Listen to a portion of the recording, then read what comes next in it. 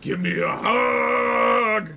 Hello everyone who just likes to make everything fight for your amusement. Mwahaha! I am BorderWise and welcome back to From the Depths.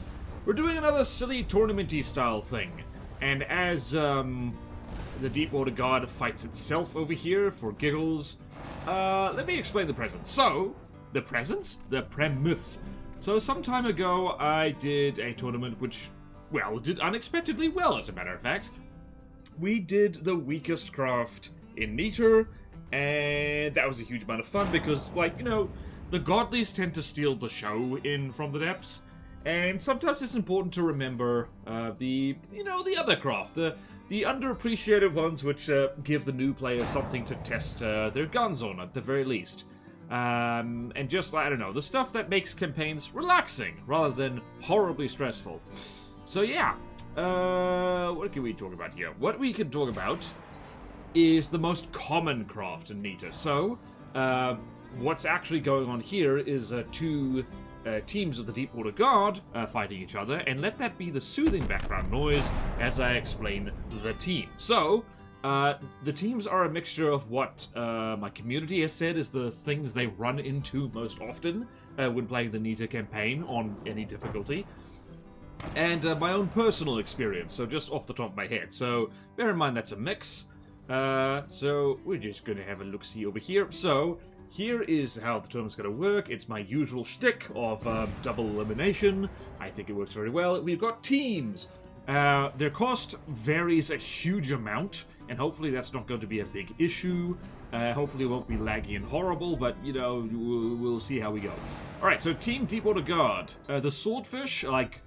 I can personally attest that this Deepwater Guard loves throwing swordfishes at you.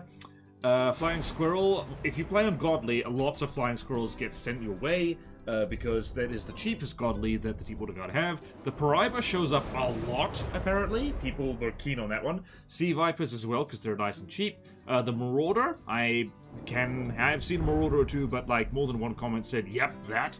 The Atlas as well, you are guaranteed to find an Atlas at some point. Because the first airship gantry in the west of Deepwater Guard territory has an Atlas, and the Wander. Like, again, I can attest that the Wander shows up a lot. Team Onyx Watch, and people didn't have many suggestions for this. The Rook, I have personally found on easier difficulties. That shows up a bit. This is horrible statistical method I used, by the way. Literally just asking people on the internet for a response. And, like, I don't know, we'll have to do about it. The Alcazar, the old version of the Alcazar specifically, the one that was only medium difficulty, tended to get spammed by the Onyx Watch because it's big enough to be a problem, but cheap enough to spam. The new Alcazar, you're probably not going to see that much of because it costs twice as much and is a godly. And one person said that they ran into so many catapults.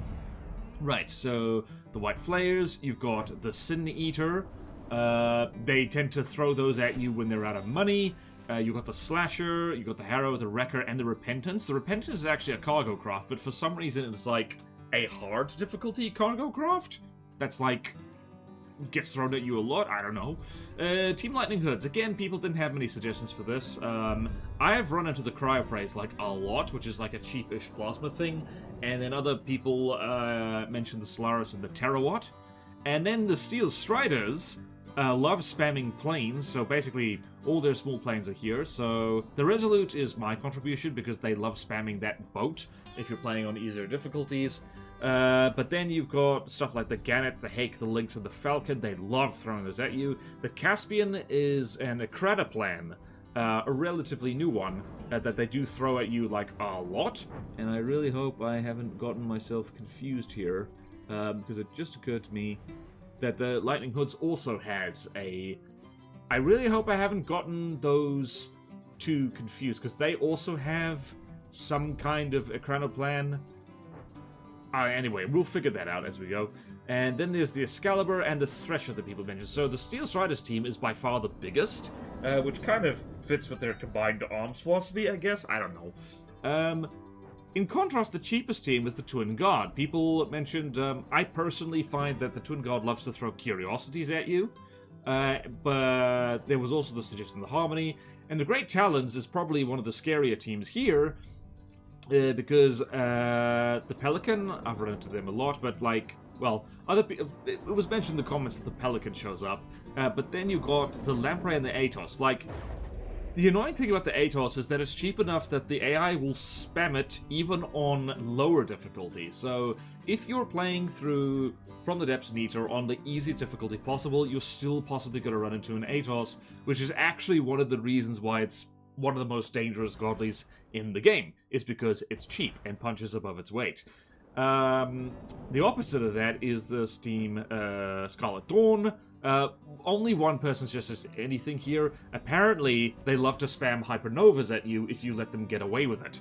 And I personally can attest, playing through the campaign on easier difficulties, they throw Dawn Cutters at you like no tomorrow. So their team is... These are all interesting teams. I don't know who's going to win. My personal money is, well, as per usual, as you'd expect, Great Talons or the Scarlet Dawn because of the Atos and the Hypernova, but I am willing to be surprised, and I hope I get surprised. So, without further ado, let's get on with it. Let's see how these, let's see who's winning. I spawned one of these Deepwater Guard teams on as the Onyx Watch, and the other one as Deepwater Guard. What is happening? Who's still alive? So we got Sea Viper, Flying Squirrel, Sea Viper. Oh, wow. Are the Sea Vipers too... I think the Sea Vipers might be too small to be targeted by... Oh, it's a big-ass stalemate because, like, the Flying Squirrels are too wobbly to be hit with their own missiles, and the Sea Vipers are, like, a smaller radar target. So that's hilarious. Alright then, first things first. Well, I'll just show you the spreadsheet again. First things first is Deepwater Guard versus Onyx Watch, so we got a whole bunch of this and a whole bunch of that, and I will probably cut out the spawning of this because it's, well, it's kind of a pain. So see you in a hot second. I forgot that math is important, so I don't know if I mentioned this, but like it's going to be cost equivalent teams to make things interesting. So over here, we got Team Onyx Watch. Most of their cost is the Alcazar, to be perfectly honest with you. So we got the new Alcazar. I couldn't find the blueprint for the old one. It's probably somewhere, but just for giggles, we're going to go with the new one. Even though this is definitely not going to be spammable. This is the honorable mention, I guess. Possibly a controversial pick, but let me know your thoughts in the comments. I'm willing to do this tournament again because, frankly, like, you know, it'll be fun. Over here, we got the Catapult. Golden oldie Onyx Watchcraft. This was, like, again, created before authoring details were added to the game, which is bloody yonks ago. This thing probably needs a bit of an overhaul. I'm not volunteering. And then we get the Rook, which is one of my favorite Onyx Watch vehicles because it is so silly. Then over here, we've got a whole bunch of crap. The advantage of being made of wood is, my goodness, you can spam stuff. So we've got two of everything. So we got, where's the Swordfish? There's the Swordfish. So we've got two Swordfish, two squads of Flying Squirrels, two Paraibas, by far the chunkiest craft right there, two Sea Vipers, teeny tiny little friends in the front there, two Marauders, which, if the camera wasn't rolling, the Marauder would almost certainly win everything. We've got two Atlases, and we've got two Wanders. The Wander in particular, I can attest, like, the Deepwater Guard loves throwing these things at you because there's two airship gantries, which they both spawn from. So, yeah, that's, like, well, at least one of them. I forget. Anyway, let's see how they do. My personal bet is that the Alcazar is going to annihilate everything because it has timed APHE shells, which murders Deepwater Guard stuff dead. So let's proceed. And we're not even that laggy. I'm so happy. So, opening fire, first cram volleys is of course gonna, I think something just disintegrated there, I'm not sure what it did. So what's over there? That's Swordfish. What is happening? And zap. So, the big advantage that the Alcazar has in particular is that it has a LAMS on it. Which means it's gonna shoot down basically most munitions that get flung its way. One of the Paraibas, by the looks of it, is already in the drink. Let's see where these crams are going. I think... Yeah, they were aiming for... Yep, they were aiming for this Paraiba right here. You know, the advanced cannons on the Alcazar tend to, like, steal the show a little bit. But my goodness, their crams are no joke. This Atlas is brave as hell. It's actually managed to, like, fly directly over here. Oh, wow. The Alcazar's actually taken damage. Although it's dropped both Paribas into the drink by the looks of it. Yep, let's see what's happening there. Where's the Rook? There's the Rook. Looks like, basically... Oh, no, some people are aiming at it. Let's see over there. Flying squirrels running around. I keep forgetting that... Oh, yeah, the Swordfish has a... Oh, wow. Oh, the Catapult's little AA gun just exploded. So yeah, the Swordfish, like, swaps between front-siding and broad-siding, depending on whether its main gun gets loaded. So it also has mortars, which is hilarious. So this is where... Ah, yes, if the Alcazar gets flanked, it is in big trouble. It's actually down 4% health. It's doing worse than I thought. That Atlas better... Oh, wow, the squirrels are actually overwhelming it, although there goes one Atlas. It's just got its booty blown off. Oh, wow, one of the APS guns is actually disabled. Oh, wow, never underestimate a flying squirrel, my goodness. Let's see, what's happening over here? It looks like the Catapult is just bullying the Paribas, which have both fallen into the drink. The Rook is off over there. It doesn't appear to be firing. Oh, it is firing. It's engaging a Wanda. Is it gonna hit, though? Alright, let's go focus on the Alcazar again, because unfortunately it looks like everything is... Yep, there's a dead Atlas. Oh, wow. Have all the lamb's notes been taken out? My goodness. I wasn't expecting it. I kind of was expecting the Alcazar to just rip everything to pieces. And to be fair, I think it's killed, like, multiple, Deepwater Guard craft at this point, but also it's getting flanked. Also, it's not good against evasive aircraft, as it turns out. I thought it would be better against it. Interesting. Let's have a quick look at the map here. What's still alive? Alright, so Catapult, Alcazar, all Onyx Watchcraft are still alive. That being said, they are taking significant damage. That one APS gun being disabled here, that is a bit of an issue. Turns out that if you throw an entire fleet of Deepwater Guard stuff at the Alcazar, like, it still doesn't survive it that well.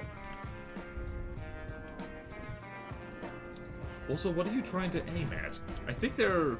Oh, the squirrels are being distracting. Once again, the triumph of the squirrels. Oh, look, wow. Okay, there goes the Rook. I didn't see what happened to it.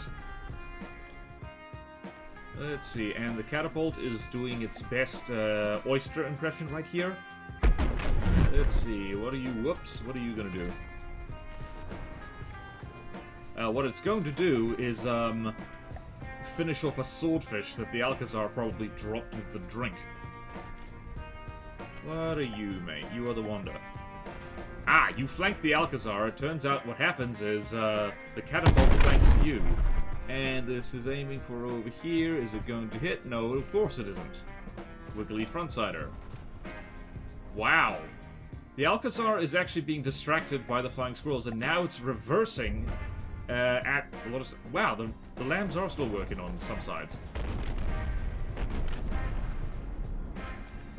Gonna be very interesting to see if the flying squirrels can even be shot down at all by the Alcazar's guns, because they are hull-mounted. They can't track very well.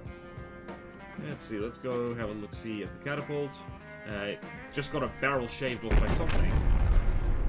Let's see over there, Swordfish. And I think the problem with the Catapult is that its detection is very much deliberately not set up correctly, because it is an easy craft. And... oh yeah, just a little pure frag gun over there, being all cheeky.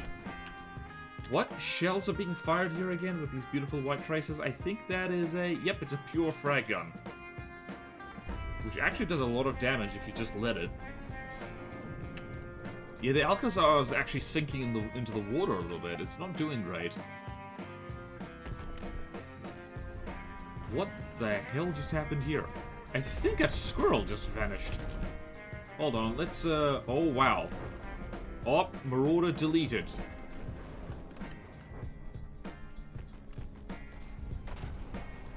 Interesting. I think what possibly happens is that when the flying squirrels are dropping their missiles, if the lamb pops it, right as the, like... Oh my goodness. Oh my god, the Alcazar's actually doing it. It is shooting down the squirrels. And yeah, it's death spiraling, but yeah, ooh. Are there any squirrels left? Hold on a second. Sea Viper, Wanda, Swordfish, Flying Squirrel. There is one Flying Squirrel left. Where is it? There it is.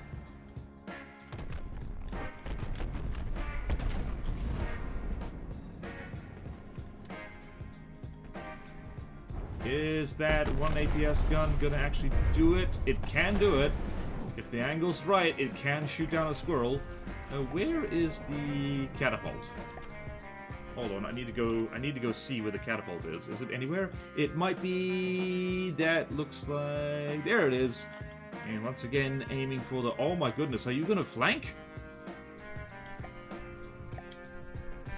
That Wanda actually got a little bit... Oh wow, those crams, I'd like... If anyone's invented a cram gun that can reliably shoot down the flying squirrel, do let me know, because that would be hilarious. That almost certainly requires, like, coding of some kind, like lure coding, to get the cram to aim at the correct place. Although a cram shotgun at, like, point-blank range could probably do it. But that's just it. It would need to be at point-blank range. Oh no! Looks like... Yep. Both of the APS, Yep, both of the APS systems on the Alcazar have been taken out. And PSA on pole armor, it is, like, basically confirmed. It is not as good as it used to be. The devs have made sure of that. It's not bad, but its sole use is if you don't have enough volume to put better armor in. That's basically it. Yeah, let's see here. How is, Alright, that catapult is still fruitlessly trying to aim at that Wanda. Bloody carnage, though. Oh my goodness, this might be a good shot. It is not a... It is a good shot. Wow. So here's an interesting idea. If you have one big thing tanking, and then like you have another thing, another smallish cram thing, doing its damn best. That's actually pretty good. What is the detection on this? It doesn't really have any, does it? I can't see any detection on the catapult. I think it might be struggling a little bit. Oh, a turret just fell off. Yeah, basically the Deep Water Guard is gonna win this now because they now have no way of shooting down that one flying squirrel. Hold on a second. How much? Yeah, it's easily got enough materials to do stuff. So I think this is the point where we speed up a little bit. Although, before we do that, I want to see how long the catapult lasts. Because literally nothing is aiming for it, apart from that one Sea Viper. How much damage is the catapult taking? What was that? Look at this little dude. Oh, look at him. Bless his cotton sock. Wait a minute. Wait a minute.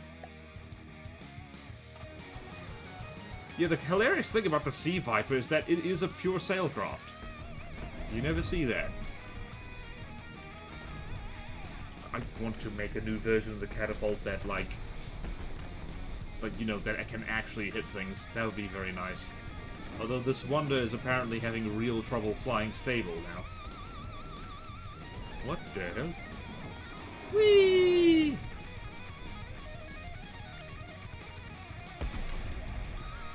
Yep, that one flying squirrel is going to finish off both of these things, but, yeah, this is the time to speed up a little bit. I'll see you when something interesting happens.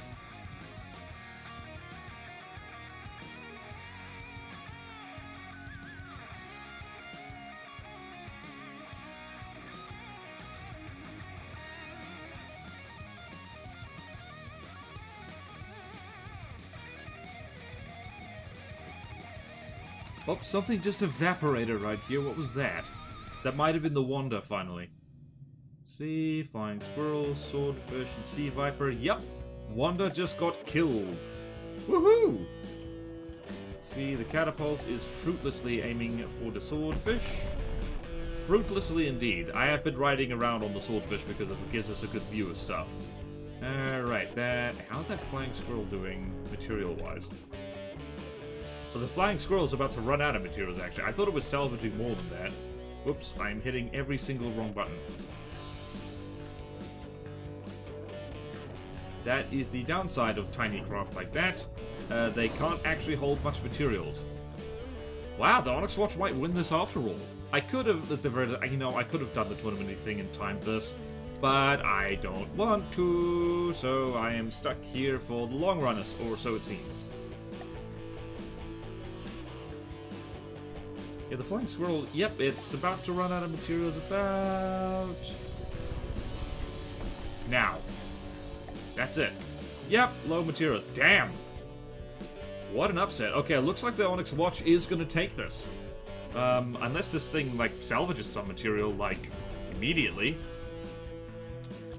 Let's follow the squirrel until it despawns. This is the one of the very few disadvantages of, like, super evasive craft. It does cost materials to fling yourself around all willy-nilly. Are these crams going to hit? The Sea Viper is a very small target, and I think the Onyx Watch team has had a lot of detection damaged.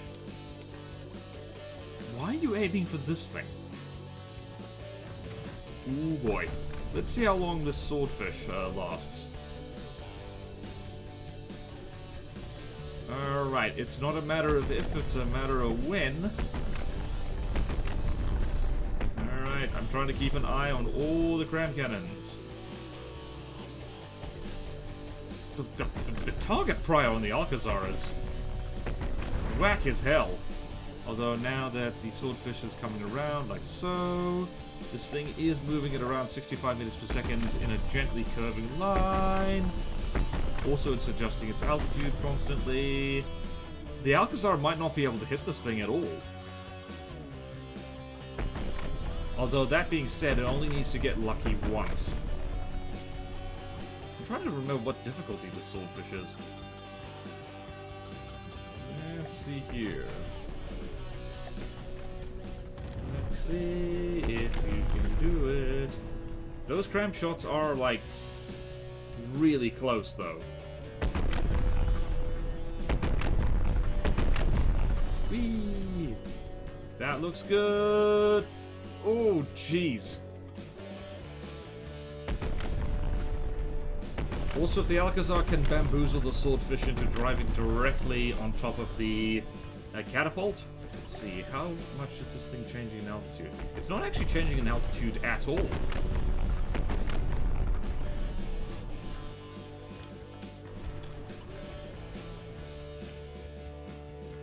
Oh, wow. Might have to speed this up again. Alright, I'm gonna... Oh my word, nope. Okay, I am going to speed up the footage and I will get back to you when everything is dead or when something gets deleted by cram cannons. We'll be back with you shortly.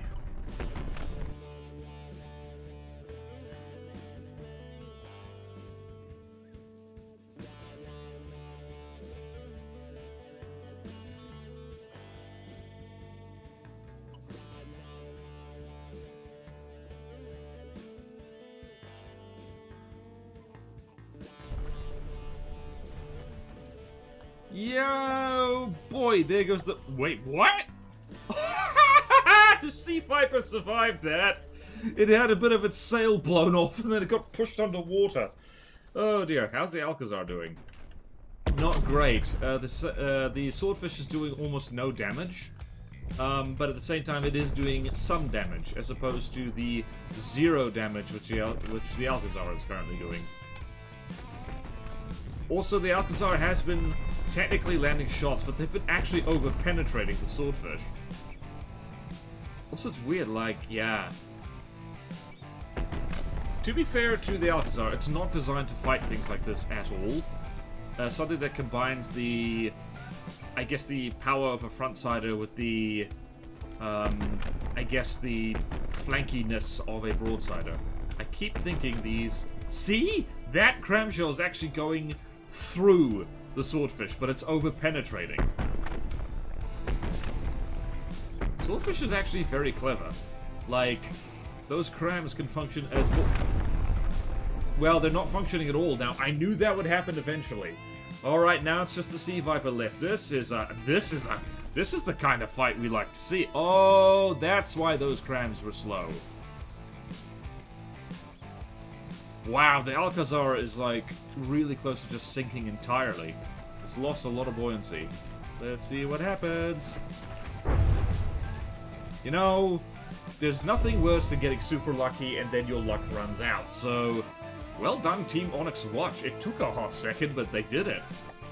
We got the Alcazar at 76%, and we got the Catapult at 85%, and RIP in peace the Rook. So now we can do spreadsheet stuff. Hell yeah. So, Team Onyx Watch goes on to the second round. Team Deepwater Guard goes down to the losers bracket because they lose. Loser. Ha ha ha ha ha. Alright, now that we've done that, we can move on to the next round, which is the White Flayers versus the Lightning Hoods. Which means there's a bunch of Sin Eaters and stuff there. Like, this is going to be a pretty close fight. I might not need to do a team of 2 and a team of 3, but we will see. Tee-hee.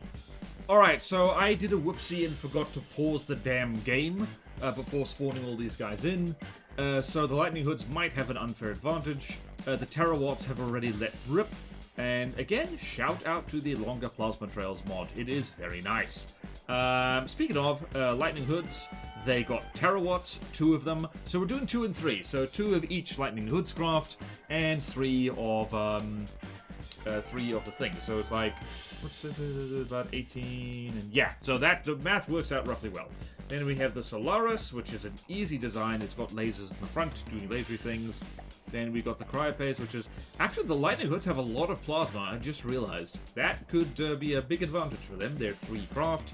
Then over here in the White Flayers, we have the Slasher, which I forget what difficulty this is. Where's the Slasher?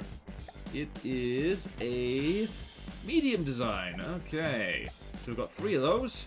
Then we've got 3 Wreckers, these guys. We've got a bunch of Sin Eaters because they are funny. And 3 Repentances. What else? What am I missing? The Harrow. What the hell is the Harrow? Oh, the Harrow. This is the flamethrower thing. Alright, this is going to be an interesting fight then.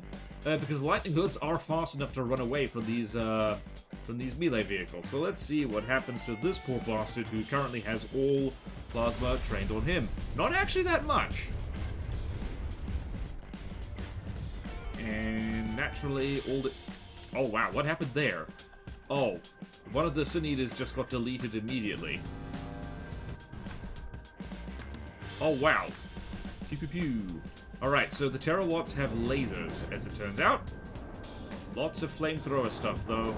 Can't underestimate... Never underestimate a flamethrower. Not if you value your skin and organs and stuff. Although it looks like... What did that Sin Eater do? Did it do anything? Oh, it did. It just blew the arse off one Terawatt. And there's one Slasher over here. I saw Plasma go that way. Yep. Interesting. Slasher's not actually taking that much damage. More Pew Pew, of course there is. And Repentance is getting lasered. Yep. That is a lot of lasery stuff happening. And there's the Solaris. I forgot that the Solaris has a laser turret underneath it. That's actually quite handy for it. I think it's all short-range combiners too, which means it does a lot of damage. Yep, that is doing damage at plenty. Alright, what is happening?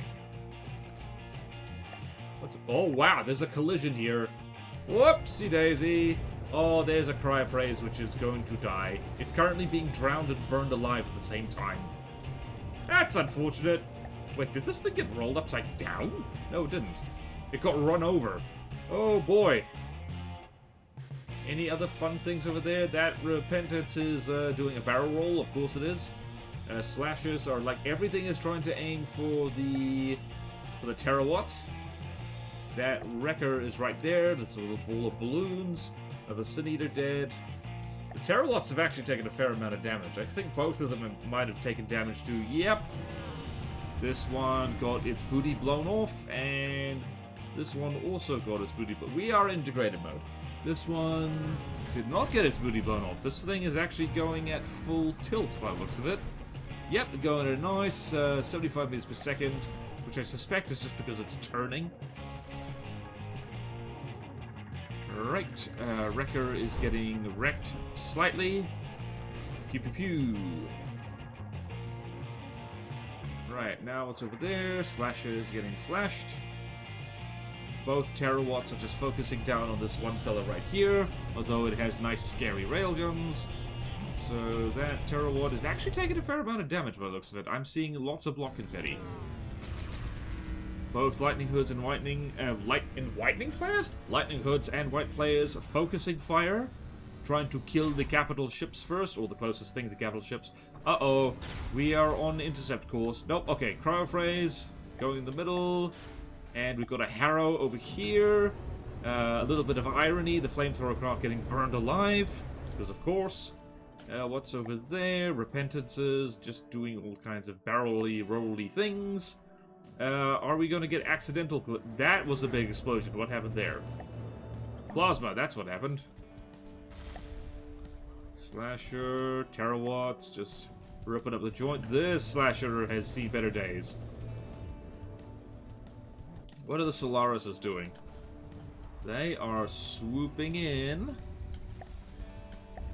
And they are not actually... There they are, they're doing stuff. Ooh. I've got to use short-range laser combiners more. I suspect they might be good, actually. What is happening? Where did the terawatts go? There they are. Hopefully no collisions. That would be embarrassing.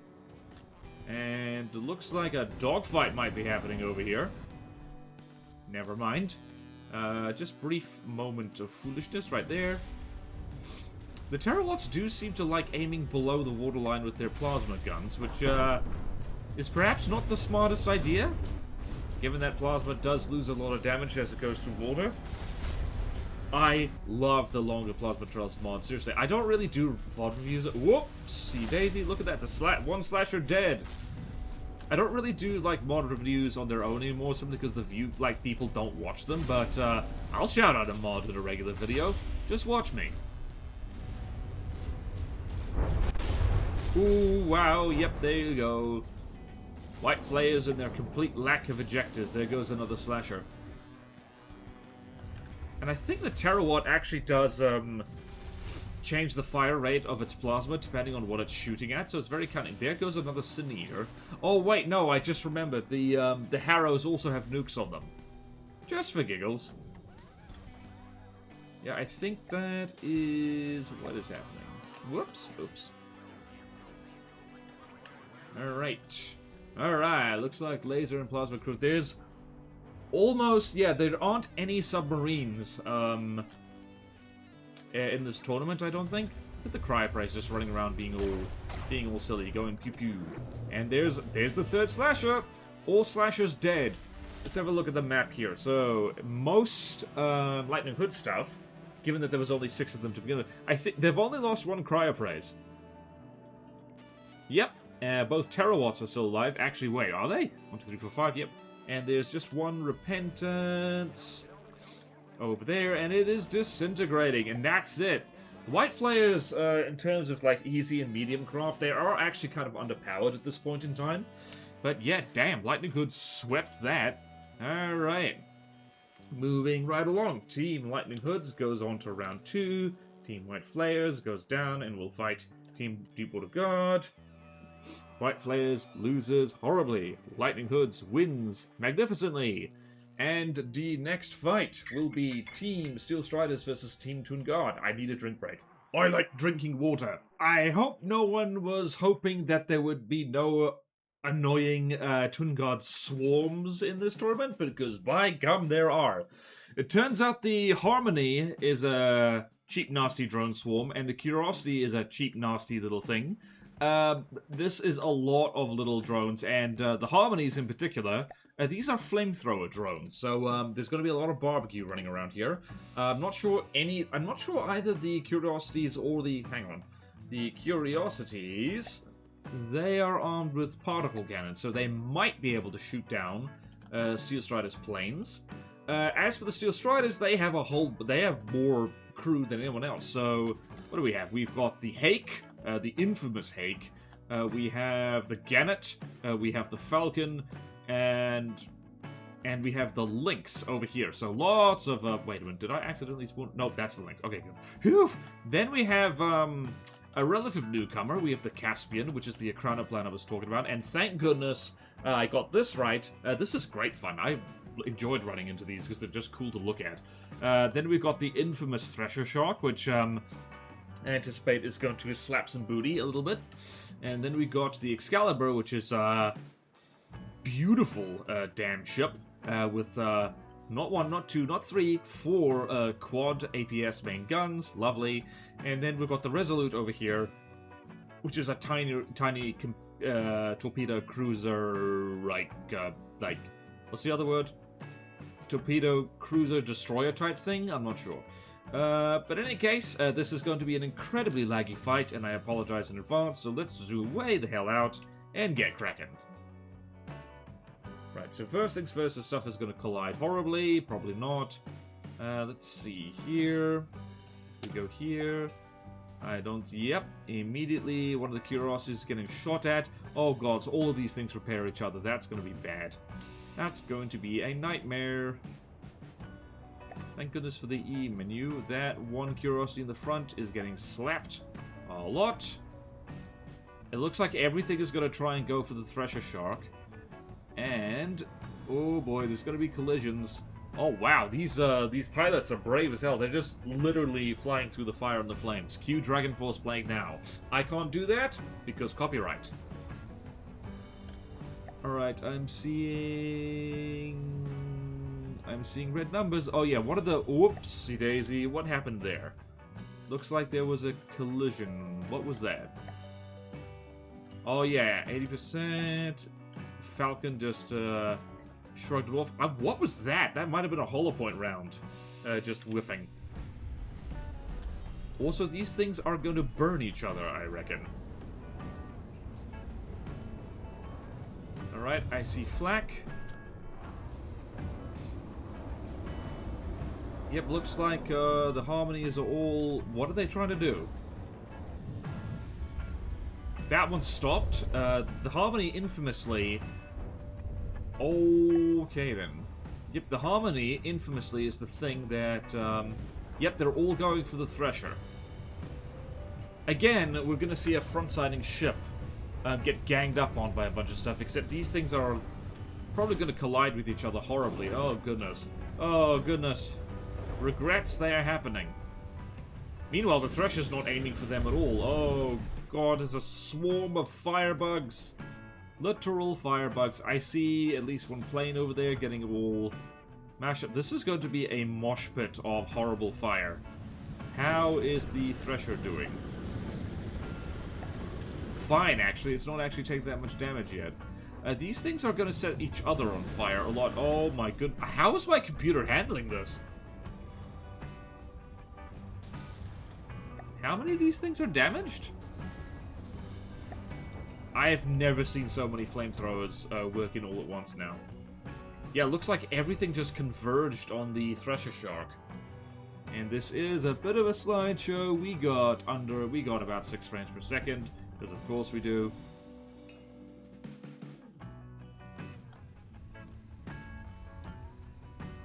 What is happening? Alright, the Thresher Shark's down to 3%. I don't hold out much hope for it. Gods, I hate the Twin Guard. Like, ugh. Admittedly, this is my own damn fault for spawning in so many of these things, but... Like, the fact that they all swarm like that and collide with each other... Oh, wow, they've all just changed their minds, apparently. Oh, the Curiosities are now bumble-assing around just to... Oh, wow, no, the Thresher's main guns are... damage. Also, the Curiosities are all gonna bump into each other. Are they leaving? Are the harmonies all going to hit somewhere else now? Oh, there's a lot of collisions. Oh, there's a lot of collisions. Looks like the horrible robots, they are their own worst enemies. Oh, it's chaos. Oh, it is pure frickin' chaos. I can't tell what's happening. I might have to go hide on the map screen. It looks like all the harmonies are heading for... Do they prioritize a block count? Oh yeah, the Excalibur is a lot, Actually, hold on. The harmonies are about 129 meters per second. Caspians are...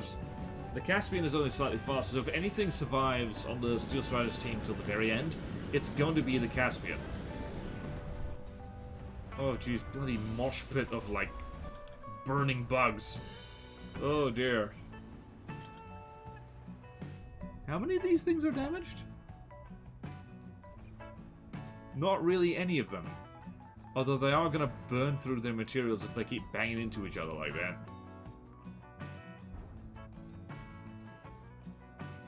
So the Curiosities are all going for the Thresher over there.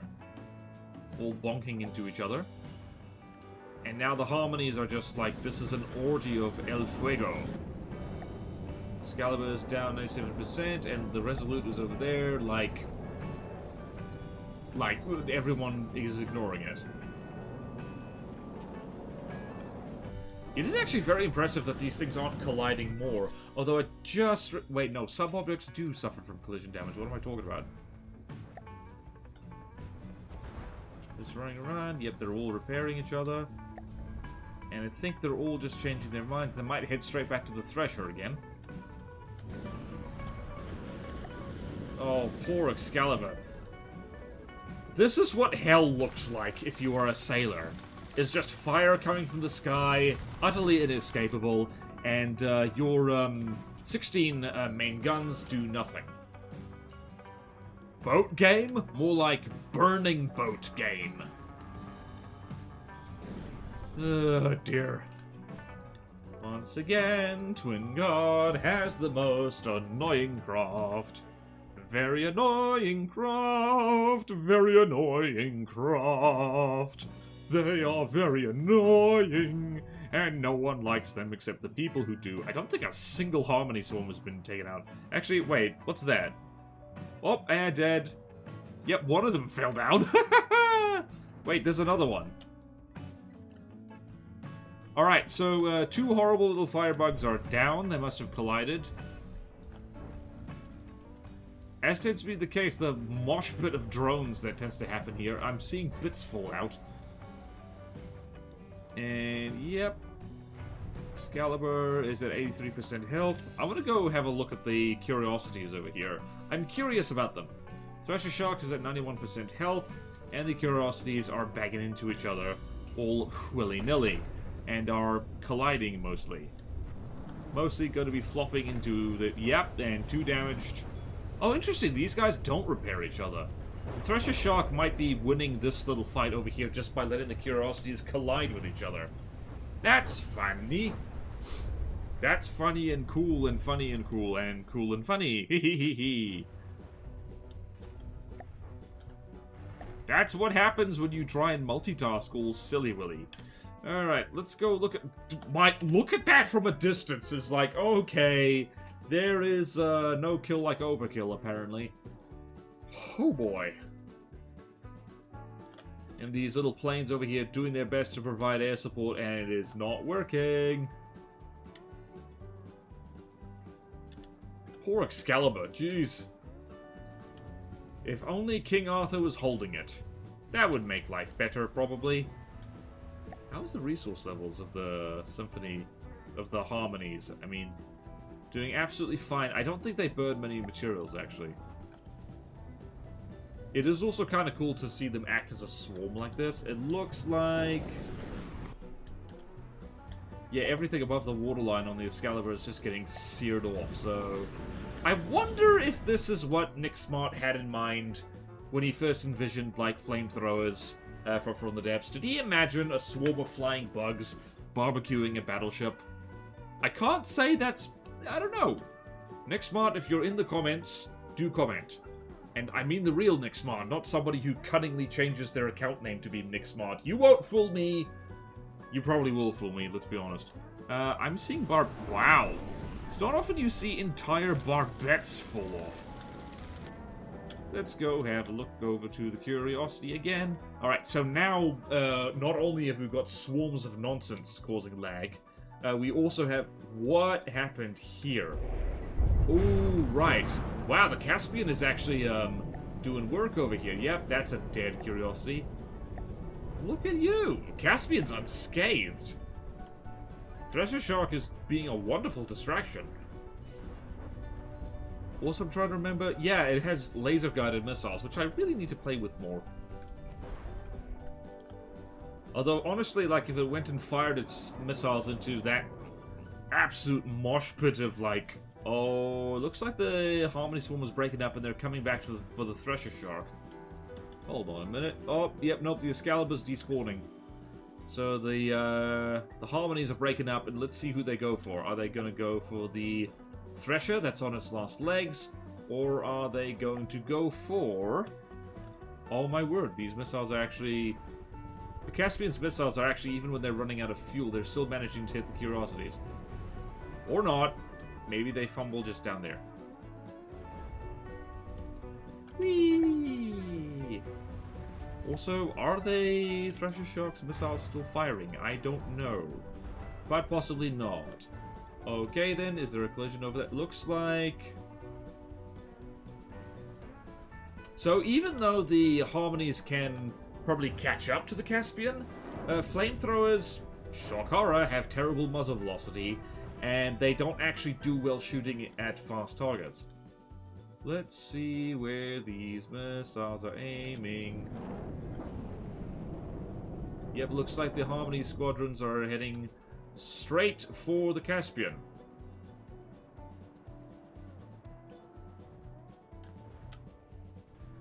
Oh, mate, you don't want to be here. Oh, flamethrowers are on target. Yep.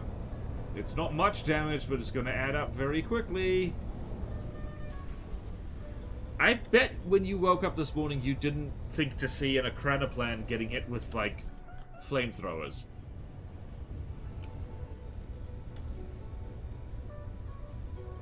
What's happening over there? AI dead, and I thought I saw a low health thing as well. Whew, wow, the reflections turned on, that looks really cool as well. This could turn into a gigantic stalemate, by the way. What is that over there? Oh, that's a little Harmony drone that apparently is going out of control. Okay, the Caspian's been singed, clearly, but, Alright, their best bet is that these Harmonies just kind of bonk into each other and, like, they end up being spread out. Yep, like this, actually.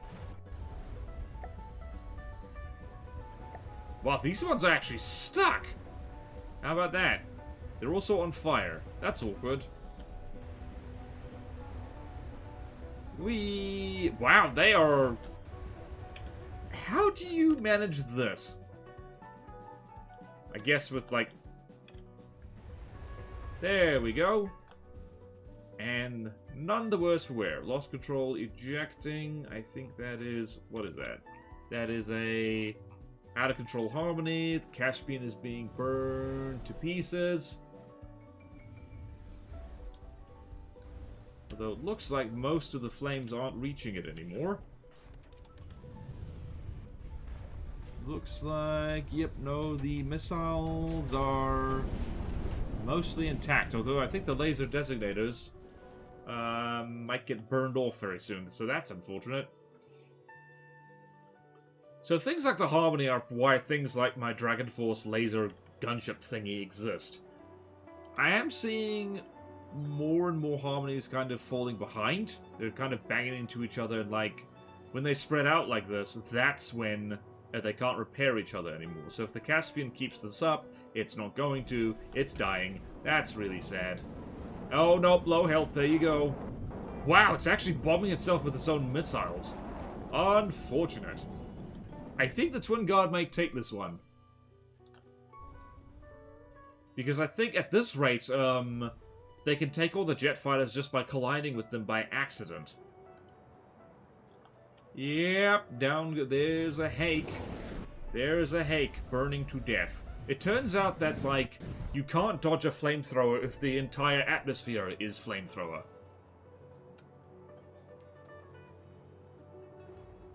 I vaguely remember hearing somewhere that, like, in the First or Second World War, like, some people experimented with, like, anti-air flamethrowers or something like that. Like, I don't know. Don't quote me on that. If anyone knows more about that, do say in the comments, because I'm not going to remember to Google that later, I assure you.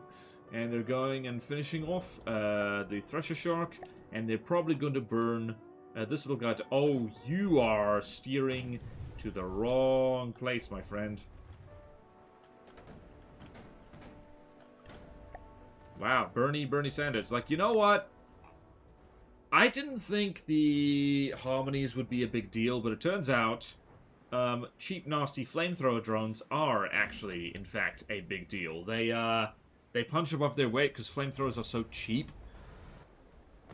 And just they're hard to kill simply because, like, they are, by necessity, quite fast. And now they're all repairing each other some more. Great. Yep, and most of them are mostly intact on the resource storage front, because, well, they've just been salvaging more resources than they've been using. Yeah, that Falcon just got singed slightly. And they're all going to converge on the Thresher again. And that's just mean. Where are these missiles going? I think the Thresher's missiles are, like, not optimized exactly. They seem to be going to space. I think that one harmony might be out of control. No, it isn't. Oh my goodness. Is the Thresher going to be able to... I think it might be able to just take out one. Never mind. Okay. Okay, and there's the Cirque du Soleil of fire and brimstone again. Well then, I'm glad, I don't remember who suggested the concept for this tournament, but thank you. You are a genius, because we're seeing things that we probably wouldn't have seen otherwise. And what am I looking at here? I'm looking at bits falling off. We've been in degraded mode for so... Thankfully, this is probably going to be the laggiest fight, because this Steel Striders is the most expensive team, and the Twin God is the cheapest. So, the good news is it's all up from here, like... Literally will not get laggier than this. And honestly, I've seen worse. Aircraft carriers tend to be way laggier than this. Let's just check the map here. Yep. So we've got Resolute, Hake, Gannet, and Falcon. Yep, this is a long fight. It is a very long fight. Our fight is a very long fight! I don't think any of the harmonies have been, like, damaged or destroyed. This is another reason why I think, like I don't know, repair tentacles are kind of dumb. So it means, like, you know, you build one tiny flamethrower drone and then, like, you win, because it's honestly cheaper to repair these things than keep a super battleship running. Magic repair tentacles. I'm gonna keep complaining about that. I'm gonna do it, so long as it's a thing.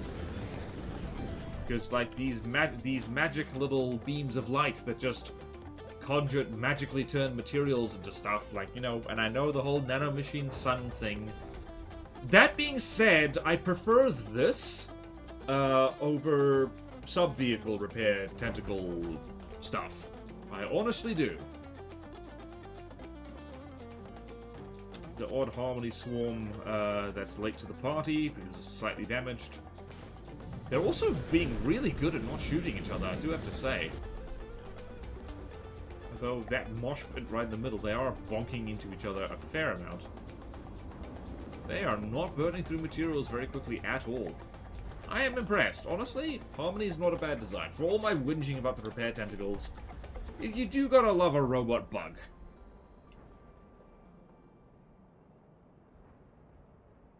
Here's a Harmony that's like in space for some reason. Why are you in space, mate? Also, Way over there's a Hake Squadron. Where's the Resolute? There it is.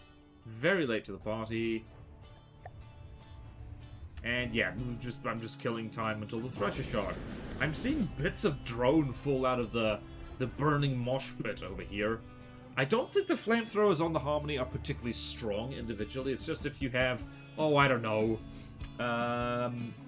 13 times 3. What's 13 times 3?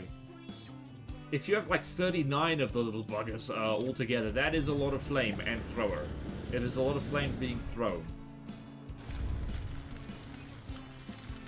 Let's see. How quickly are blocks falling off this? They're falling off decently quickly. I might speed this up a little bit, just so. I don't know, just until something interesting happens. I will check back in when the Thresher is burned to death.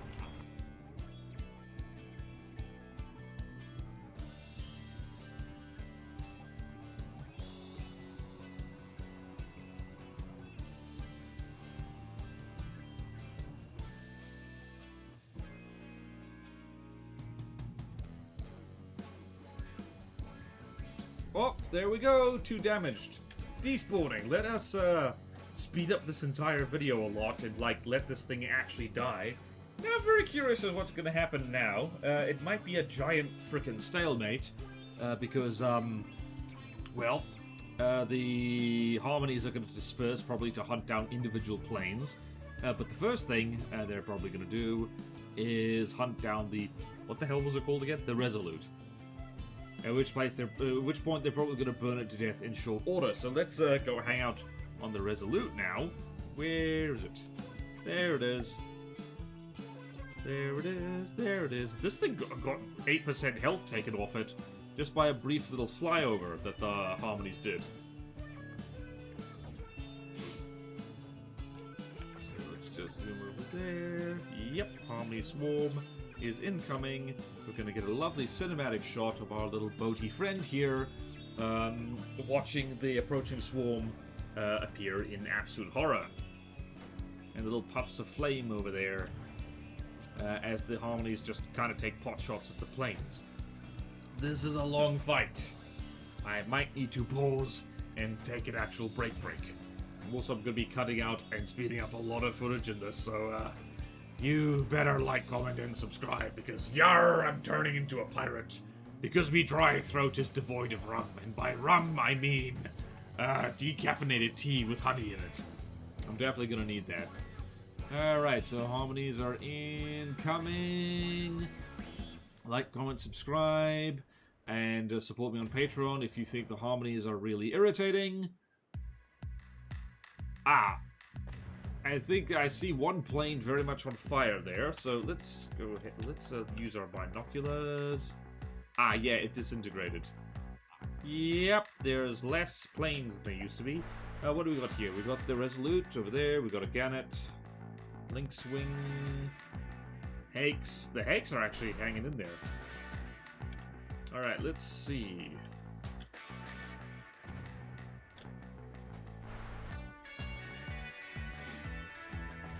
And there we go. The burning pea stream is being unleashed.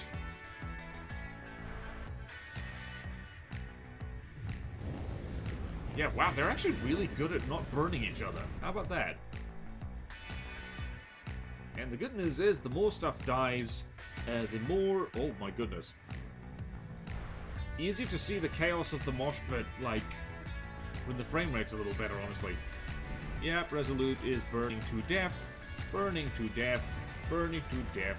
This is the hell on earth for this Resolute. I'm resolute that this thing's going to die soon. Are we still in degraded mode? Yeah, of course we are. Why wouldn't we be?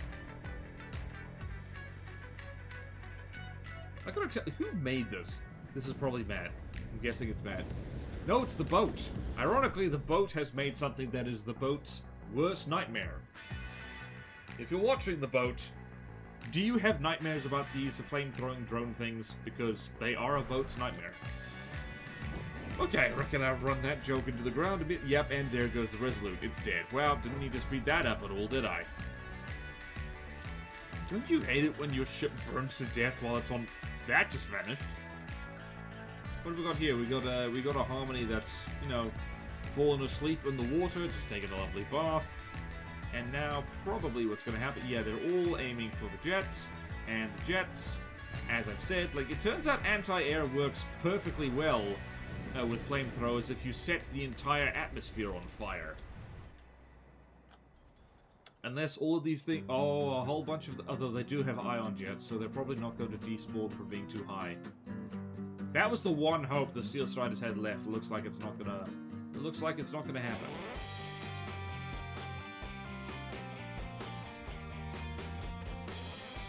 Yep, thankfully they're all splitting up though, so that's nice. Yep, that one Gannet is on fire.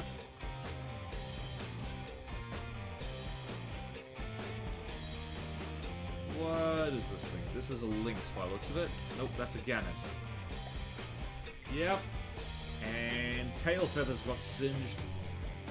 And let's go over there. Through the fire and the flint. That's a hake by the looks of it. Yep.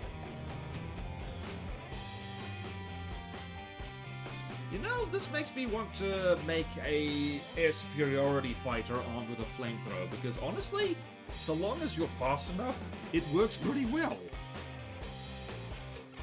See, we're learning things together. Whoa, hello. When they're not going down without a fight, there's a Harmony drone that's AI dead. Not sure how that happened. This guy is refusing to die by the looks of him.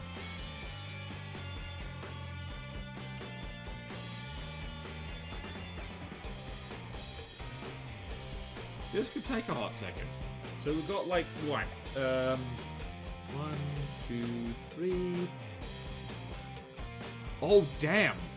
Oh, it's 5 Harmony drones per squad, not 3. I don't know why I thought 3. 3 is just a nice number. Yep, this, Yep, that hake's gone. And here I was thinking the Harmonies wouldn't be able to, like, shoot down these jets in good time. Turns out they can. Looks like we've got 1 Harmony, 2 Harmony over here, just dogfighting with this one Gannet. But the whole swarm is now going to be heading out. It looks like some of them are slightly damaged. How are you doing? 93% health. As it turns out, these things... I gotta actually reverse engineer the Harmony, because, like... that whole thing of being able to move so fast and then just, like, slow down to a crawl once you're over the target, that's a very handy piece of kit. What is still alive here, even? Right, missiles are being fired. They're having great trouble hitting, and I think that's just because the Harmonies, I don't know for sure. I should go check, honestly. They might have missile decoys in the... What just disintegrated? Probably one of the planes. I think there's 3 planes left. We've got a Gannet, a Hake, and a Lynx. All the Falcons are dead. Yep, definitely gonna need a tea break after this fight. Definitely gonna need a tea break. Tea break, tea break. Gotta love a tea break. Can this Gannet dodge all the flames? Nope, unfortunately not. Yep, nope. Sizzle, sizzle. Turns out, like, it's pretty easy to shoot down supersonic jets when you just, when you make them, force them to fly through a wall of fire. And the power of thrust vectoring means that this thing can still maneuver. So if nothing else, I am impressed by the Steel Striders jets surviving this long. Now I kind of want to throw, my own air superiority jets against the Harmonies, because turns out that if they outnumber you, it's bad. Yep, this Lynx is dead. That's it. Lynx is gone. Apologies to all the people who are fans of fighter jets. This is the kind of thing that makes you, like, smash your keyboard in rage, because, like, let's face it, flamethrower drones should not be able to take down fighter jets. But that is exactly what is happening. Also, it is visually very beautiful. But not for the jets.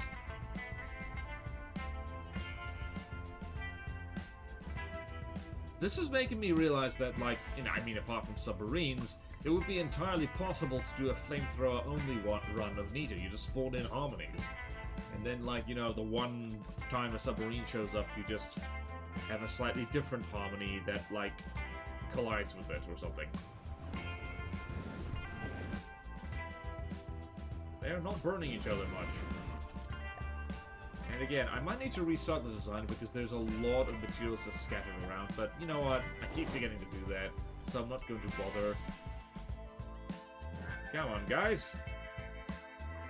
Let's see, are you gonna make it? You actually did! Look at you maneuvering through the fire and the flames. I'm seeing a lot of bits fall off. A lot of harmony bits in particular. What? Are you gonna make it through the fire and the flames? Nope, you got your butt singed.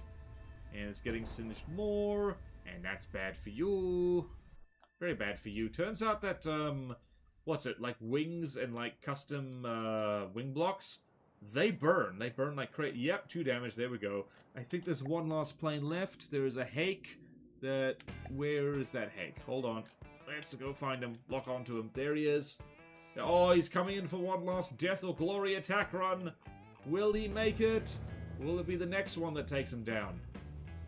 Oh, careful. Oh, no! A valiant effort, but unfortunately the harmonies, unfortunately they repair each other, so even his last final sacrifice was ultimately in vain.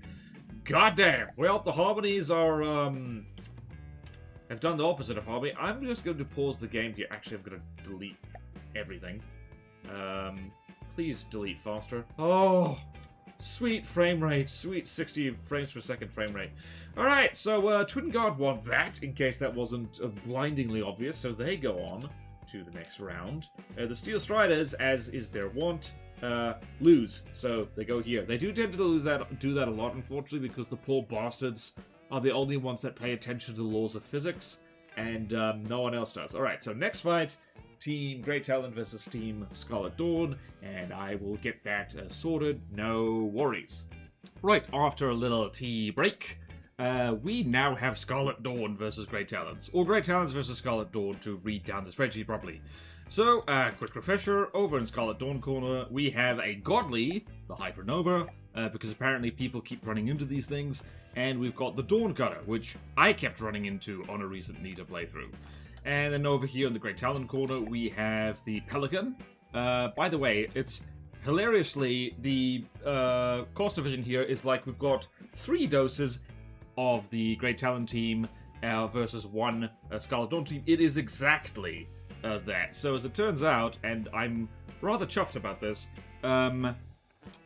you get like 1572 or 1,572,000 divided by 524,000 is exactly 3, and I don't know, that made me happy, so I wanted to share it. Alright, then also we've got the Atos, the cheapest Godly ever, and very annoying, and then we've got 3 Lampreys, which are hilarious because they are asymmetrical, and they are Downsiders, one of the few, like, examples in the Nita campaign, so alright, I've waffled. Now we pancake. And the Dawn Cutter just did a warp, and by the looks of it, oh dear, we've already got a collision. Lamprey down! Yep, that was... oh dear. I think the Hypernova actually... the Hypernova actually has shells fast enough to catch the Atos, so, the Atos are, like, literally the only things, I think, that could stand a chance against the Hypernova. And, they might not make it. They might not make it. The good news is that if the Lampreys actually do manage to get over the top of the Hypernova, it doesn't have super good top armor. That Atos is dying horribly. For the record, the Hypernova's shells are nasty as hell. It's like APHE, Pure Sabo, AP Frag. Those shells are actually catching up, are actually hitting the Atos. That never happens. And by never happens, I mean it's happening right the hell now. Right, where's the Pelican? What's it doing? Alright, these things fire in bursts, as it turns out. Aha! Missing horribly. Hypernova is down 1% health, as you do. And that Dawn Cutter just suffered critical existence failure over there. There's only one Dawn Cutter, what am I saying? Oh wow, one of the Atos got distracted. Mate, you should not be aiming for the Dawn Cutter. This thing is not worthy of your time. The Dawn Cutter is just going to get clowned on in every single fight it in, because it is, not only is it an easy design, it is a very old design. It's quite outdated. Yep, it is. It's sinking. See, there's an Atos over there, Lampreys over there, Lampreys over there. I think, how many Atos are left? 3, one of them is at almost full health. Oh my god, what happened here? It was a big hit, whatever it was. Must have been a plasma volley off the Atos. It looks like both the Atos and the Pelican fire volleys. What's over there? Going out of control? What are you talking about? Oh, don't you dare do a stupid despawn here. The old, what do we call it? Ooh. Nope, that did not work. Right, looks like this one Atos over here is going to be distracted the Hypernova, which hopefully allows everything else to get shot at its booty.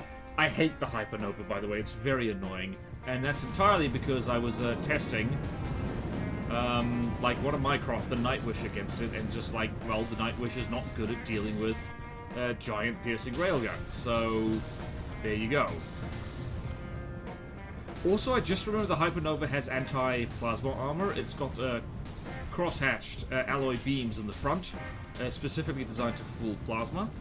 So, yeah, that's an issue for the Atos, because plasma is what it's armed with. There's the Ares. Oh dear.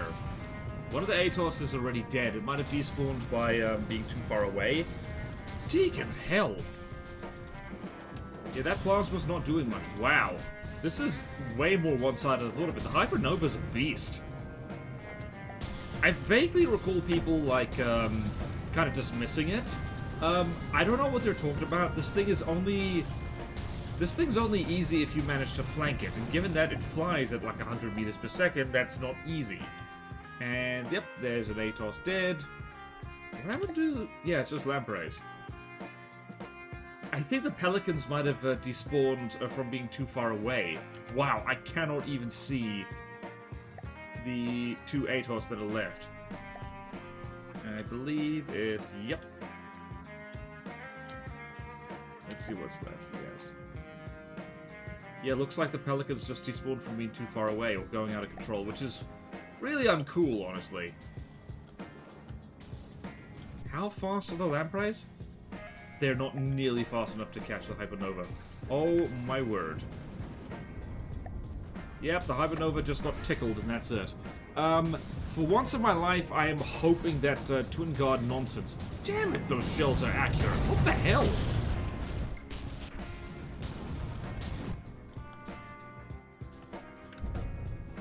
Okay, those shells are actually missing, but my goodness, like, the moment... the Atos, like, stabilizes a little bit to fire, it just, you know, the Hypernova just punches straight through it. My goodness. Well then. Well, I guess looks like Team Scarlet Dawn is going up against Team Twin Guard next, so... Who's ready for... Oh, gosh, that's going to be a huge swarm of nonsense, isn't it? Alright, it's going to be a little bit less of a swarm. Why is it... That missed by looks of... No, it didn't miss. Ah, looks like all the lasers have been blown off. Ah. Very silly of you to turn your back on the Atos while it's still alive, buddy. What are happening to you? Yep, and goodbye. Deacon's hell. I really got to get the hang of, like, you know, APHE railguns, because seriously, they are one of the absolute very strongest weapons in the game. They really are. Right, I don't hold out much hopes of this. And here is your little reminder that the Hypernova is actually pretty damn good at shooting things that are underwater.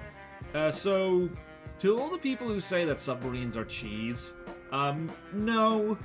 They're just one of those things that's easy to forget about, like, having counters for them, but once you do remember, they're not difficult.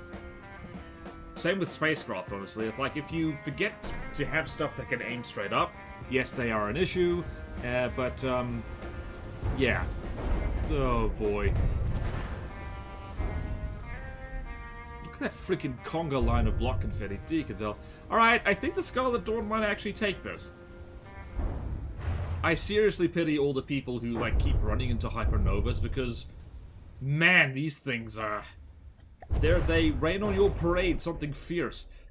Yeah, but we'll have to see whether they can take on, the swarm of nonsense that is the Harmony Swarm, which I believe, yes, it is faster than this, so we'll have to see, won't we? Alright, spreadsheet. Updated. That was a fast fight. Deacon's Christmas. Alright, so, Team Scarlet Dawn, they go on. Team Twin God, we are seeing patterns here. You go down to the losers bracket, and you get to fight the SS, which is probably going to be completely helpless against you. But who knows? And you get colored red, and you get colored green. And next fight... the next fight is going to be Team Onyx Watch versus Team Lightning Hood. So let's go do that. Let's go do that. Thank goodness it's a reasonably lag-free fight. So we got, over here, 3 vehicles each side. We have the Alcazar, we have the Catapult, and we have the Rook against the Terawatt, the Cryopraise, and the Solaris. And I hope my math worked out there. These are very close in cost. So Team Lightning Hood, 893,000 materials in total, and then Team Onyx Watch is 856,000 materials in total. Which seems weird, but like that's how it is. That is how it is. It's mostly because the Cryopraise is so damn cheap. Anyway, kill each other, please. And naturally, interesting.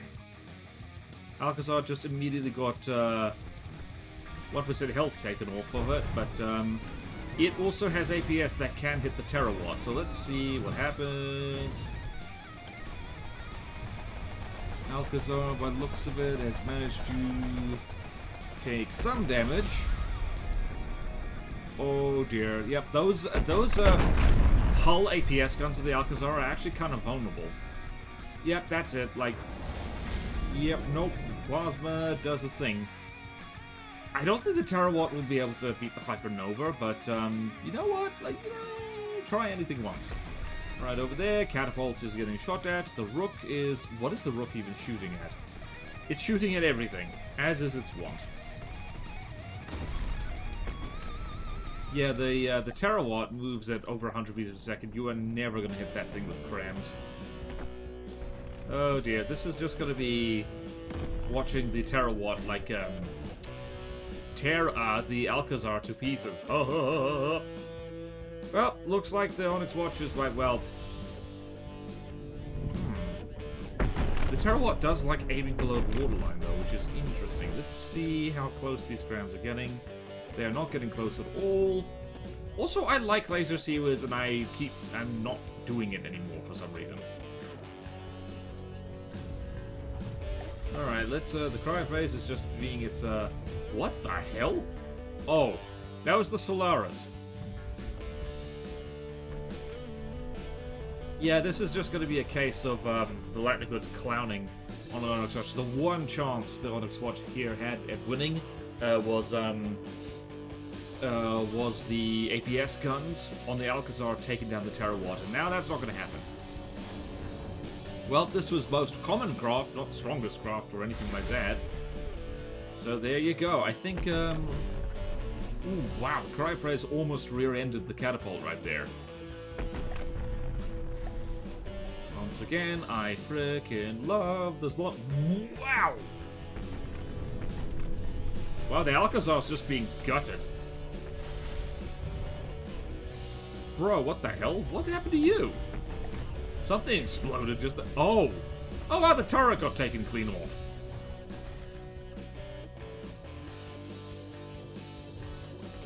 And the Terawatt is really strong, actually. Shock horror. I need to make more plasma stuff. It is aiming below the waterline consistently, which is very silly. It shouldn't be doing that. The Solaris is just running around being all cool. I guess all the carnage is happening on the Alcazar right now. Because once the Alcazar's dead, the Terawatt's just gonna mop the floor with everything here. Did take 1% health off the Terawatt, so well done, lads. Oh my word! Once in a blue moon, cram cannons do things. Careful now, no bumping into it. The catapult's just like, you annoy the hell out of me. Stop right now. And now the Solaris is like, you annoy the hell out of me. Stop right now. This is your friendly daily reminder that the Onyx Watch does not, in fact, have laser defense apart from planar shields. So that's unfortunate. Also, just occurred to me that one way to reduce the really annoying prevalence of flying front-siding bricks is just to make smoke not work at all above certain speeds. Because I believe you could still have stuff moving at 100 meters per second that gets benefits from smoke dispensers, and I think maybe that should be turned off. Like if you're moving over, I don't know, if you're moving over like 70 meters per second, maybe less, the smoke should just turn off completely, because that way, like lasers are your fallback option for dealing with annoying flying brick type things. This poor catapult is just trying to line itself up to take a shot. It literally cannot turn fast enough in order to do it. That's very sad. And the Rook is trying to dogfight with the Solaris, which is all the way over there for some reason. What's with you? Why are you all the way over here? Also, I just remembered to say we're not going to have any rematches. Because, like, the last time I did a tournament like this, someone pointed out, like, dude, you have, like, deliberately mixed things up to not have rematches before. I'm like, you know what? You're right. You're right. I will remember to do that this time. Yeah, the Onyx Watch is not doing great. Poor cram cannons. As a lifelong cram gunner, I am sad. I am sad at this. It is also taking the Terawatt, like, longer than it should to kill the Alcazar, because it keeps aiming below the waterline. It shouldn't be doing that. And PSA once again, pole armor is officially out because it just is. Sorry, it is. Apologies. I am now forcing myself to build with beam slopes once again. After a long, glorious while of not using beam slopes. Down. Terawatt does burn through materials like crazy.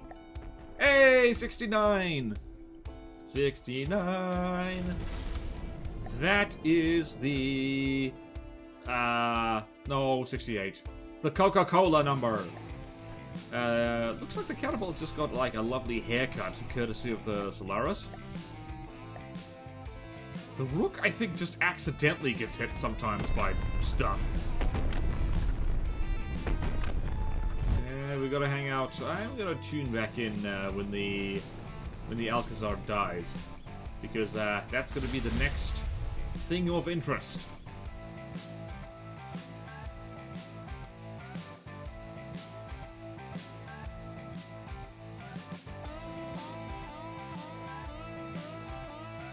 And the Alcazar is despawning.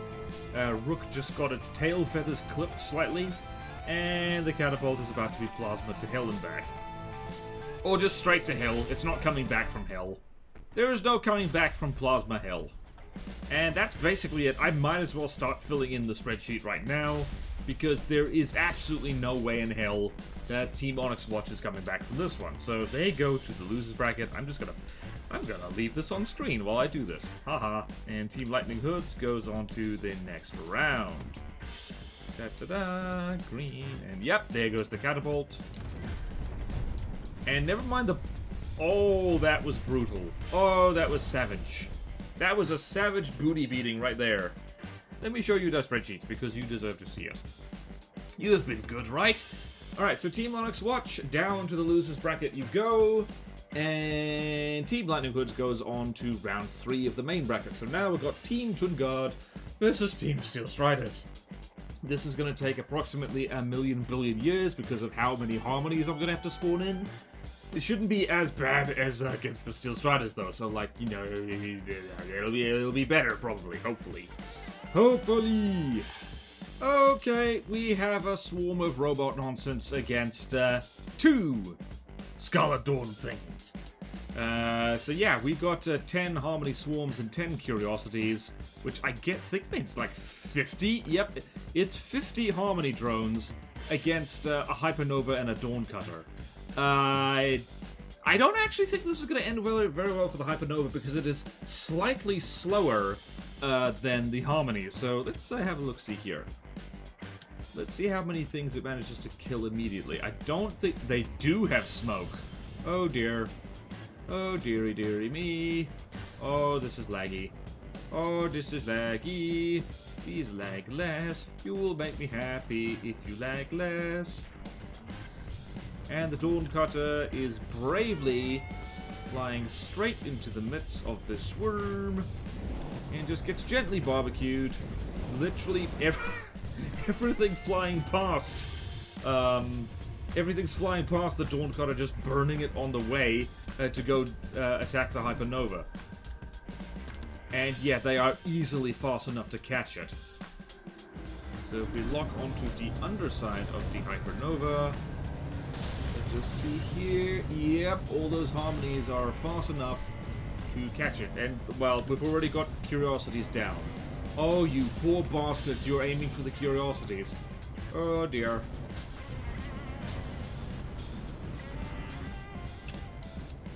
However, the Hypernova is mostly covered in metal, which means that flamethrowers are going to take a long time to do anything against it. Admittedly, it's also backpedaling at 103 meters per second, which means the moment something is set on fire, like, it's going to take a lot of damage quite quick. Yep, I'm seeing things burning. I am seeing things burning. Once it's through that metal skin and into the alloy and heavy armor underneath, it's gonna burn like crazy. Where's the Dawn Cutter? The Dawn Cutter is... what's over there? It's way over there with 3% health taken off. But, okay, so here, again, Dawn Cutter is like, oh yeah, my friends and Zoidberg. The Hypernova and the Dawn Cutter, the most unlikely of duos. Hypernova is not taking much in the way of damage, and yeah, the Hypernova is like focusing down the Curiosities, which is, as it turns out, exactly the wrong thing to be doing right now. I never thought I'd be rooting for, like, a swarm of Twin Guard drones. Because as annoying as they are, I have to say I am more annoyed by the Hypernova. I think I'm learning things about myself here. I'm more annoyed about the flying brick meta than I am about the sub-vehicle swarm meta. Oh dear. They're actually not catching up with it.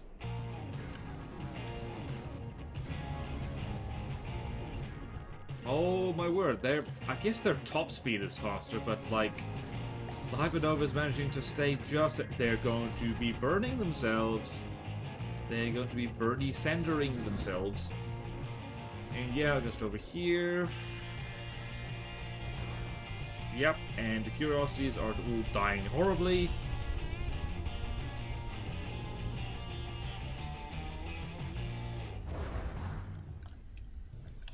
Yep, oh, I just saw the shells there. What might very well... where's the Dawn Cutter? There it is. Oh, look at you, the emotional support Dawn Cutter. The thing to, like, give motivation to the Hypernova when seeking vengeance. Oh my lord, that's a lag spike.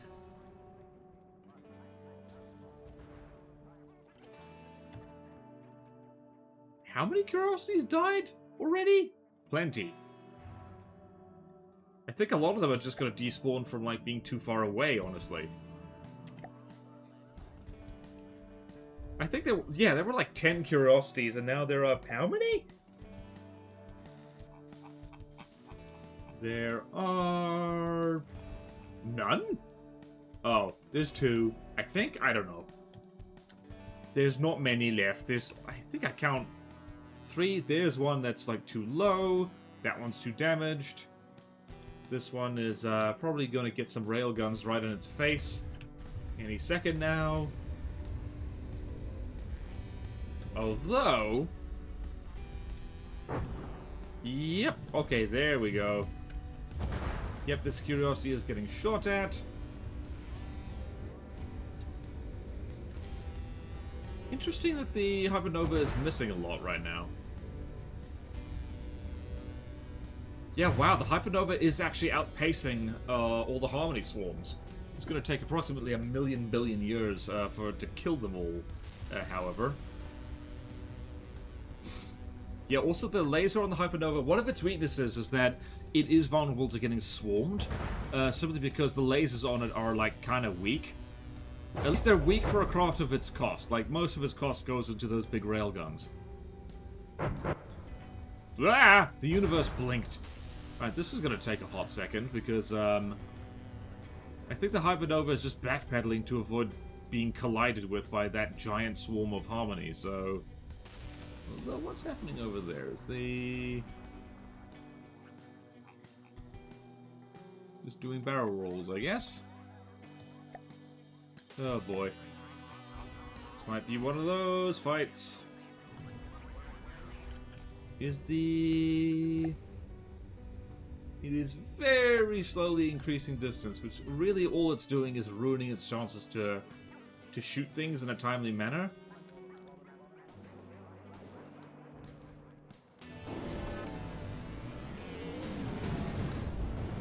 Interesting.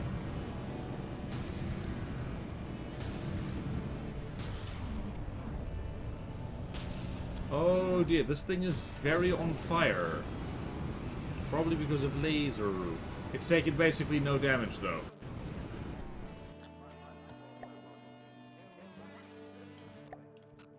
Well then, I'm just gonna... Wait, what? Oh, there's 2 curiosities. Right, just gonna lock onto this one. Basically, the fun is gonna restart again when all the curiosities are dead. When, you know, when Curiosity killed the cat. Or when the Hypernova, which I guess is a cat in this example, like, kills the thing. Alright. The Hypernova has missiles. I completely forgot.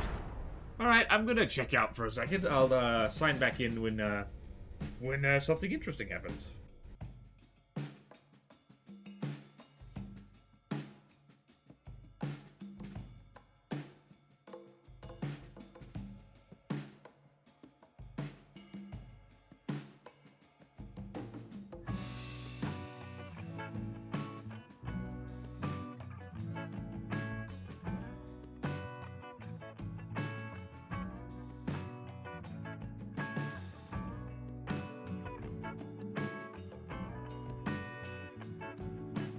Ah! The Harmonies are finally managing to catch up a little bit.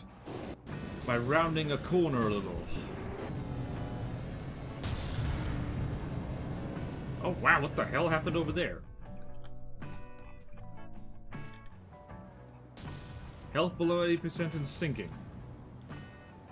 I don't even know what that was. And there over there is another Curiosity dead. Is that all the Curiosities dead? Nope, there's one more. It's at 90% health and just sitting in the water, I think. Or just flip-flopping out of the water. Which means now the Hypernova... Oh, here is the burning mosh pit. Hypernova's at 97% health.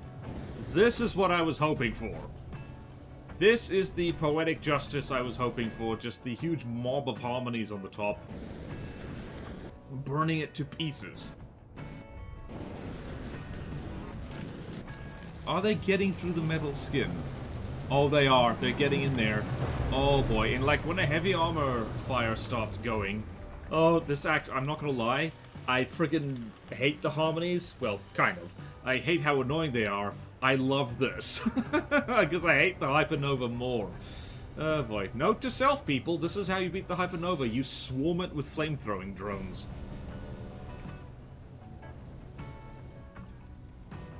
Hell yeah. Yep.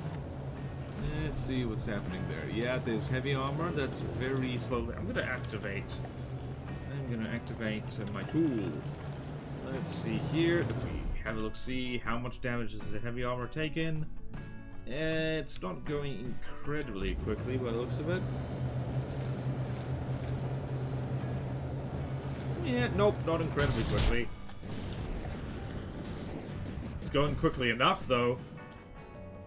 Yep, and Curiosity, that's the last Curiosity by the looks of it. It's getting juggled by railgun shells, as you do.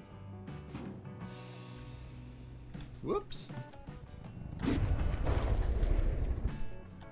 Whee! And 2 damaged. Tail got ripped off. Oh dear. And now it somersaults for joy! It finally can rest. And we can be slightly less laggy. And now, if the Hypernova does what I think it's going to do, which is endlessly pirouette in place trying to face one harmony in particular, it is going to burn to death. Especially if it tries to pitch up at something.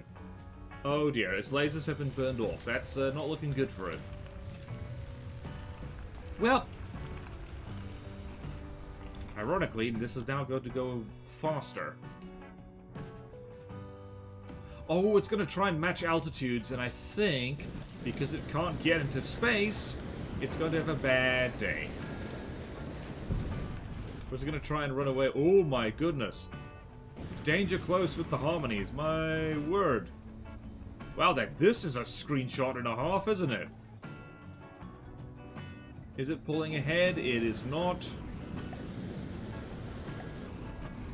It is actually pulling ahead. See if we lock onto the Hypernova. Nope, the harmonies are closing back in, and they're going to burn its booty. Burn, baby, burn out. Alright, so I'm just gonna lock onto the squishy underbelly of the Hypernova here. I'm gonna tune back in when something interesting happens. Hopefully when it falls out of the sky.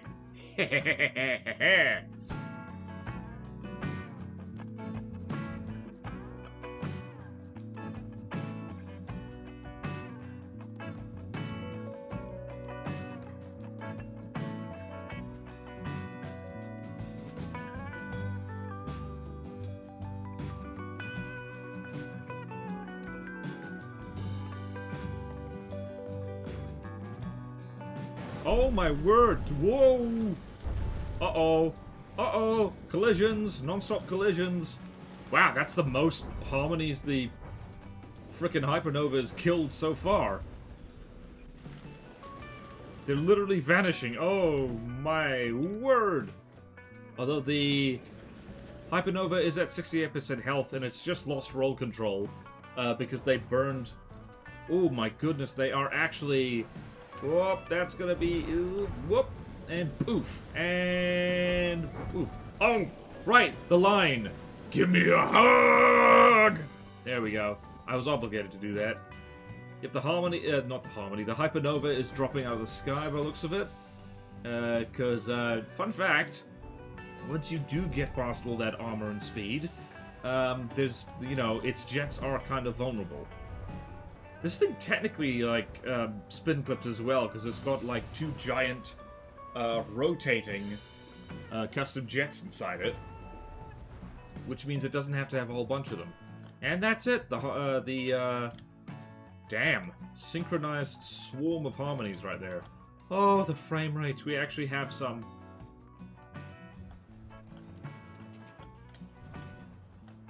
What the hell? Guys, it's dead. Calm down. Alright, I'm just gonna let that despawn. Because that'll be very nice. Very nice indeed.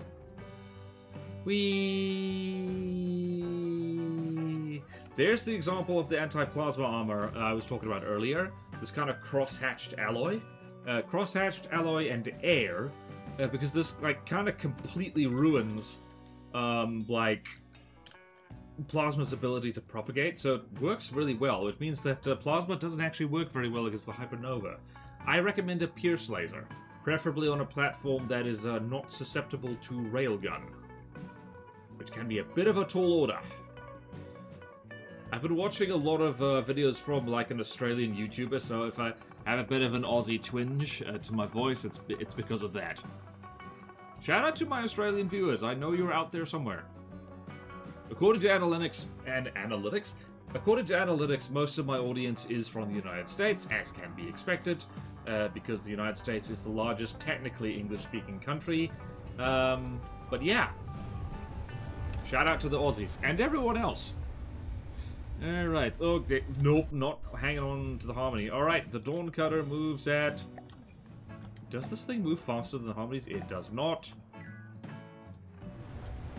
Right, Dawn Cutter better cut the Dawn quite nicely. Are you about to flop into the water? Okay then. Are you too low? Yep, it is. Oh, thank goodness for skull settings. Alright, well... the Dawn Cutter had a real big brain moment. It was just like, flamethrowers, I know what to do. Wait.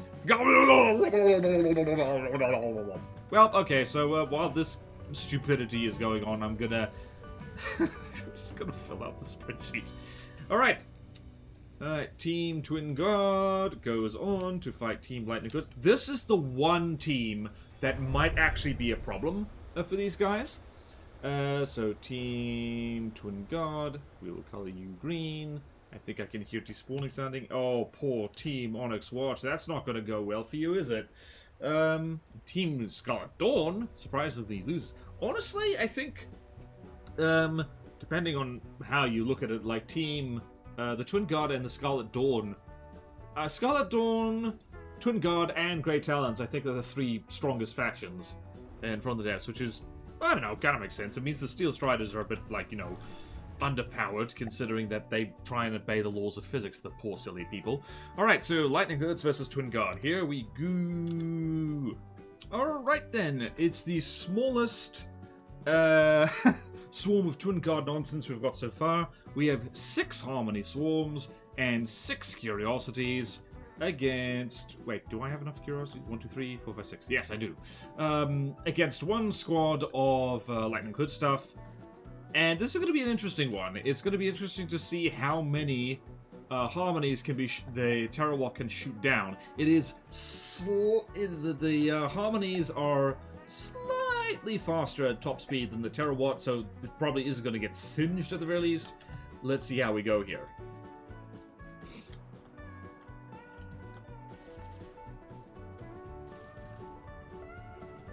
Right, 1 Harmony is already... Those plasma shots are missing a lot.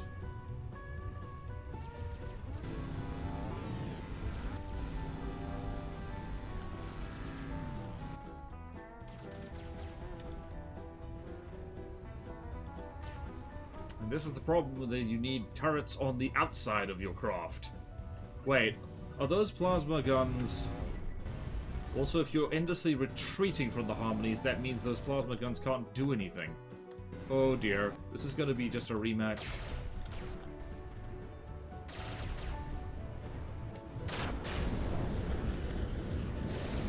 Alright, there's 1 Harmony down. That's the first time we've seen them outright destroyed. Alright, come on Terrawatt, I'm rooting for you now. Can't believe I'm rooting for the filthy capitalists. Wait, how fast is the Solaris?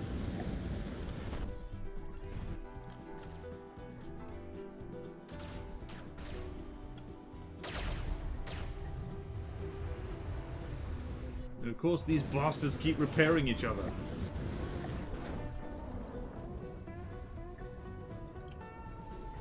Come on, more pew pew, you know you want to. Yep, I'm seeing Harmonies going down. Oh my word, the Terrawatt's actually doing it. It is just fast enough to stay ahead of them. I think we might end up with the lightning hoods in the final round for once. Yeah, look at that. It's just fast enough. The flames are just barely reaching it. What's the cryopraise doing? The curiosities are freaking banging into each other again. Having a bit of a threesome. And the cryopraise is there doing, like, emotional support. Where's the Solaris? Seriously, where is the Solaris? I don't know where to go. Oh, there it is. Oh, wreaking havoc from above. It's wreaking havoc from above. Uh-oh. This is inspiring. This, by the way, is why I frickin' love hydrofoils. Because they are, you know, they're more economical than using craft that use custom jets to fly. But they are fast enough to give melee and short-range vehicles a real headache. Also, notice that laser is a lot stronger than the one on the Hypernova.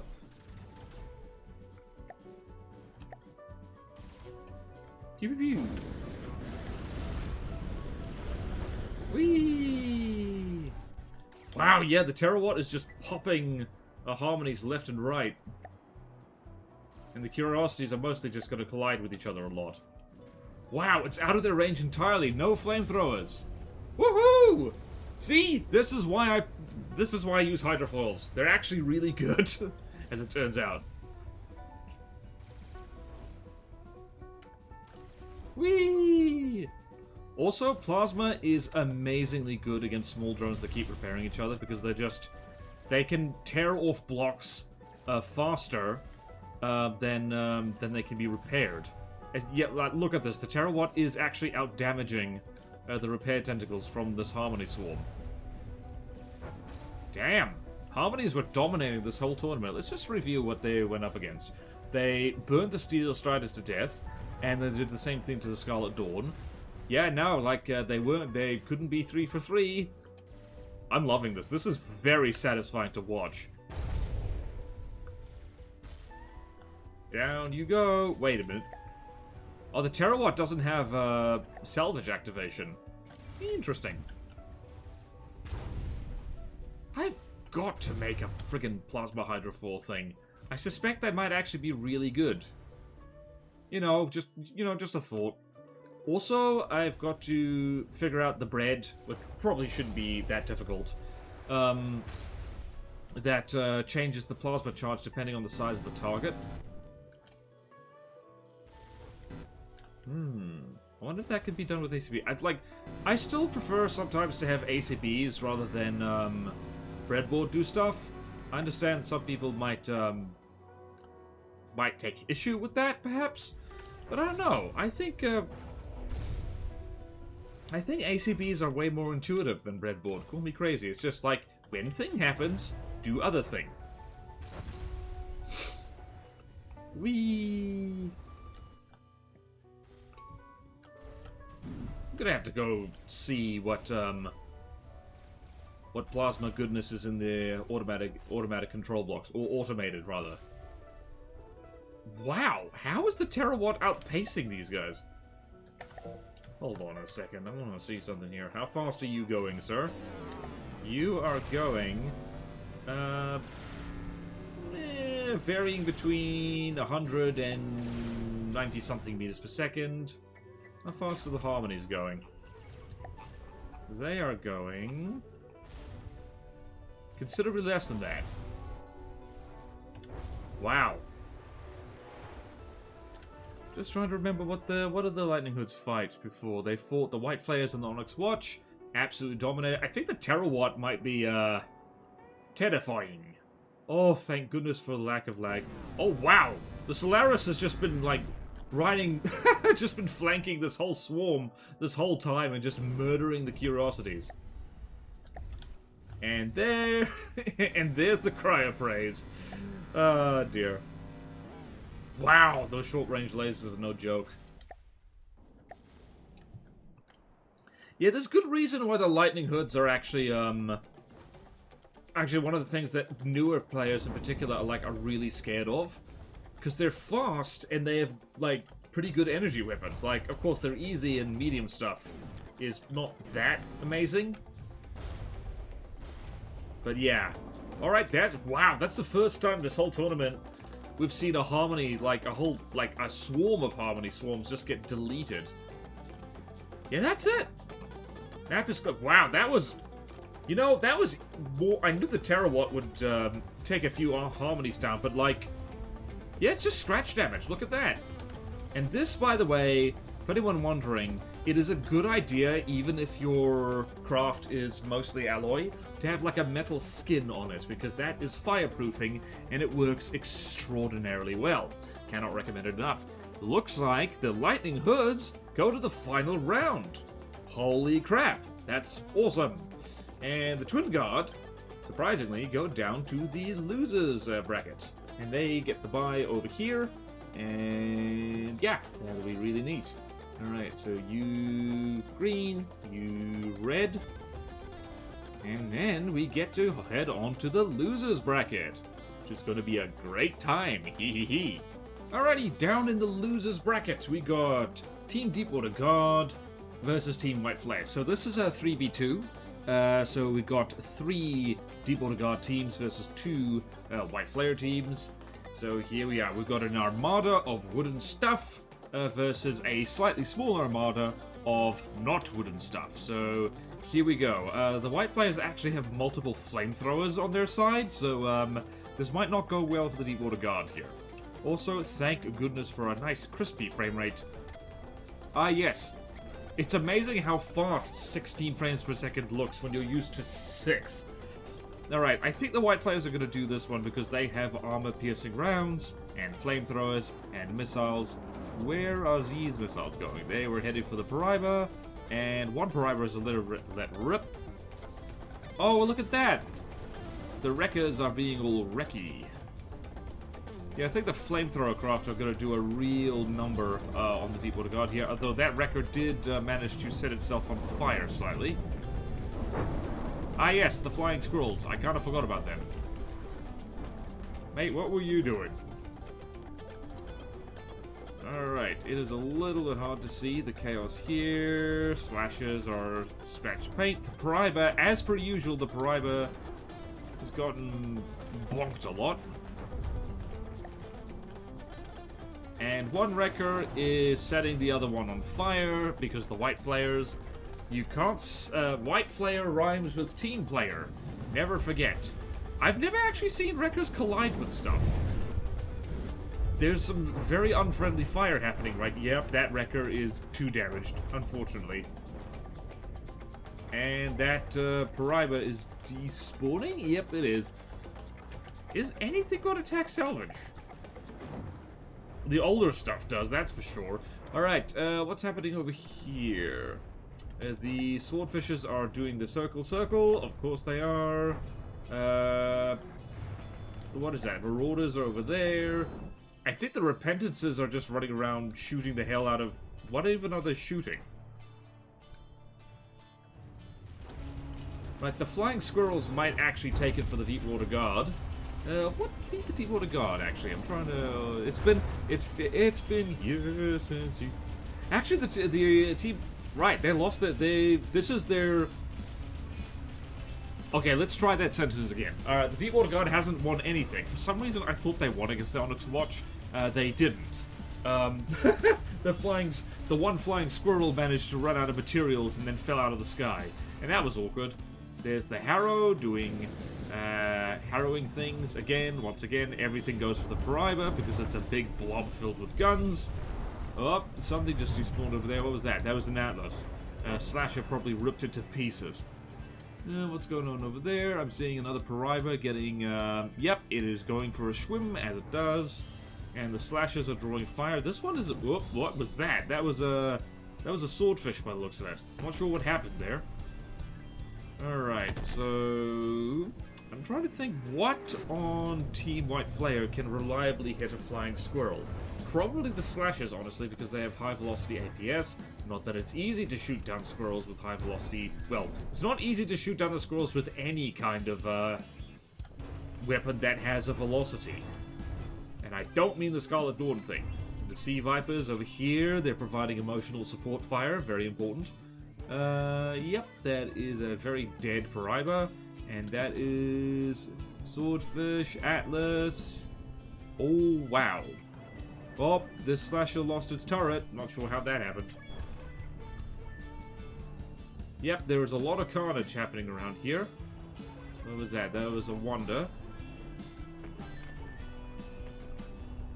You can see Vipers over there. Harrow. Ooh, wow. Oh, damn, the Harrow's got annihilated by something. I see fire. I wonder what happened.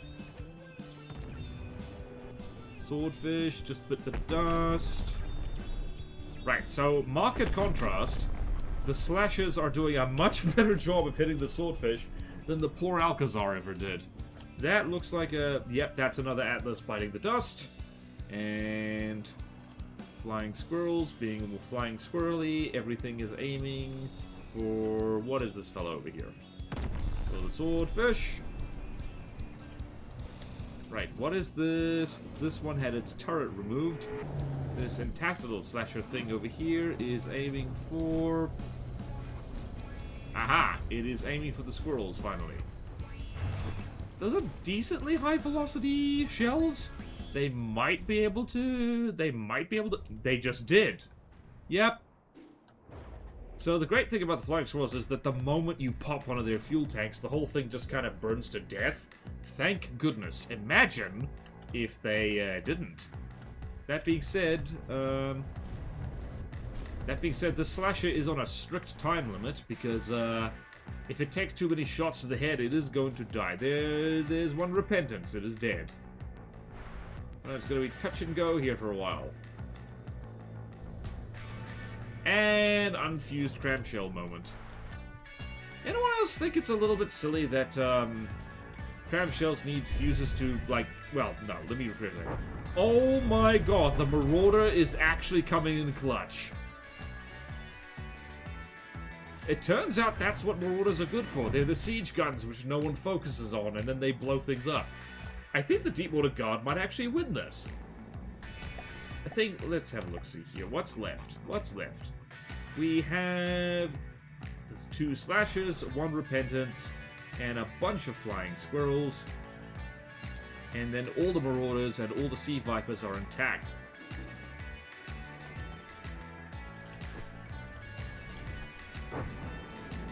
And the guns are not having any good luck hitting the squirrels whatsoever. Let's see what happened to the Repentance. The gun on the Repentance gets damaged fairly easily. I'm never sure quite how that happens. Is there friendly fire happening over here? Doesn't look like it. I'm still kind of amazed that, like, the Team Lightning Hoods is making it to the final round.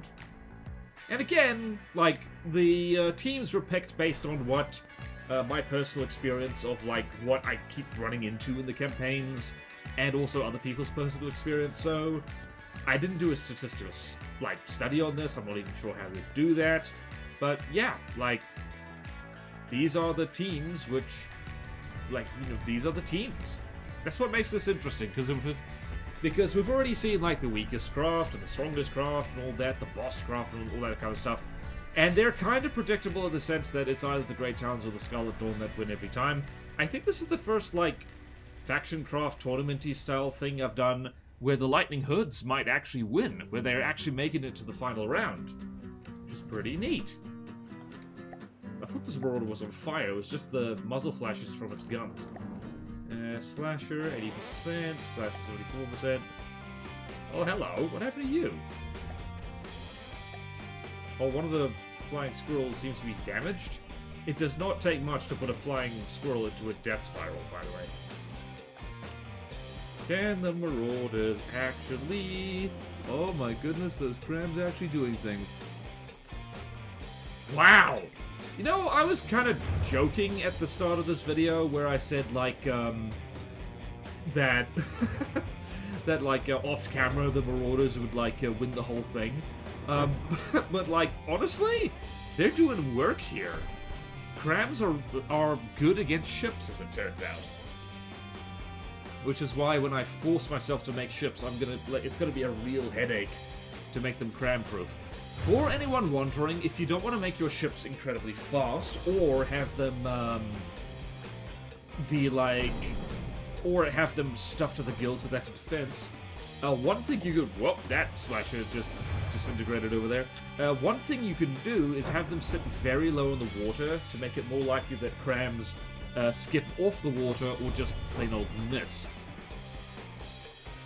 The problem is being very low in the water just is kind of an issue. Like, because then it means you're at risk of sinking and you've got troubles against torpedoes. So yeah, it's a hard life being a ship in From the Depths. I believe that's the last thing left. Yep, it is. Oh, there's a Repentance somewhere over somewhere. What is happening to you? Seriously, what's that? Oh, AI dead. Huh, I think one squirrel just absent-mindedly blew this thing up. Looks like the White Flayers are going to be the first team to get eliminated from this tournament. How about that? Whee! Wow! A combination of Flying Squirrel Distraction and Marauder Mayhem has won the day for the Deepwater Guard. How about that? Roston, if you're watching this, like, I'm Deepwater Guard for the win, apparently. It turns out pirates beat religious fanatics every time. Well, not every time. In this case, they do. Yarr! Alright, so the White Flayers have been eliminated. And the Deepwater Guard get to go on to fight Team Twin Guard, which they're probably not going to win because of all the flamethrowy goodness. Although, like, you know, I don't know, they are the second cheapest team, so they don't have to fight that many harmonies. Anyway, so next is the Steel Striders versus Grey Talons. I think the Steel Striders are going to get their crap pushed in, but then again, the Atos is more vulnerable to missiles than anything else, so, like, you know, who knows? Alrighty, so we have got a team of the Steel Striders against 4 helpings of Grey Talons, which is a bit of a problem because that means 4 Atos. That being said,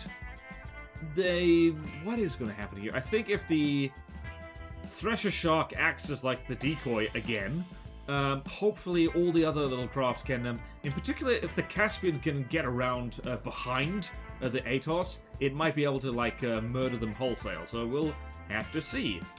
Let's go like so, lanes are going there, bottle cannons have lit fired, and if I go to strategical menu, yep, everything is aiming for the Thresher Shark first. The Atos might be colliding with each other. Oh, we've got a mosh pit. We have an Atos mosh pit.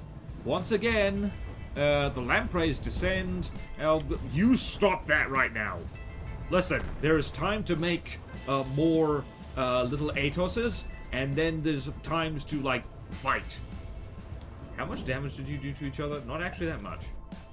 Alright, and the Thresher Shark is going to have a horrible... Has the Thresher Shark managed to get a shot off, like, in any of the tournaments? It is. What is it shooting at, though?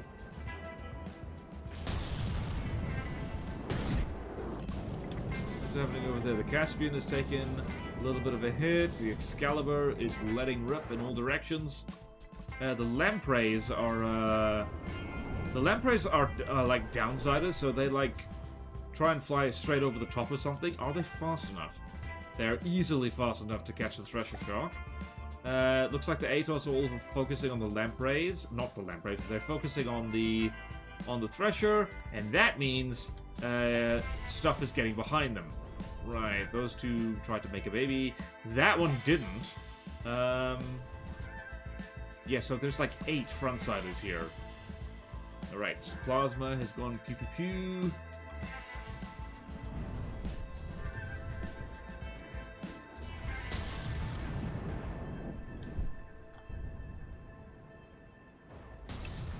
What am I looking at over there? Looks like the Excalibur is aiming too low, going out of control. What was that? Oh, I think a pelican just fell into the water. Yeah, the Thresher Shark, once again, it is the thing attracting the most fire here. Pelican down. Caspian is over there. If anything is actually going to, like, be a problem for the Atos, it's actually going to be shot... it's going to be It's actually the Falcons. They're hitting it with EMP from the sides. What else is happening? Excalibur is over there. Oh, wow. The Excalibur did a hell of a flank just now. That Atos just took a lot of damage. Mind yourselves, lads. Oh, dear. Frontal armor on the Atos is kind of important. Probably a bad idea to lose it. Thresher Shock is at 80%. The Lampreys are... What happened to you, mate? Bit of a bonk. Oh, they've now changed their minds and are going for a different target.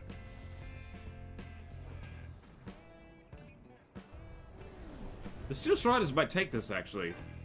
Although the Atos are just so damn evasive. That, like, even when you get at them from the sides, they're still a small target, so they still dodge a lot of shots. There's the Caspian. I actually want to follow Caspian missile volley and just see how it does here. I freaking love Acranoplans, man. They're such derpy craft. Yeah, the Lampreys are now going for the Excalibur, which has actually taken a fair amount of knocks here. What happened here? What happened to you?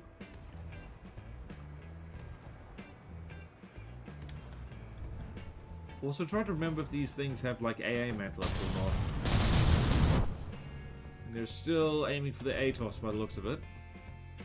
Yep, okay. More collision. Alright, so one problem with breadboard maneuver, I think, is that unless you build it into the breadboard, breadboard behavior does not know how to do collision avoidance, so... Yeah. Or does it? Or I don't know. Like, if someone let me know if the Atos has, like, collision avoidance built into the breadboard, because, like, that does sound like the kind of thing that Frostbite would include.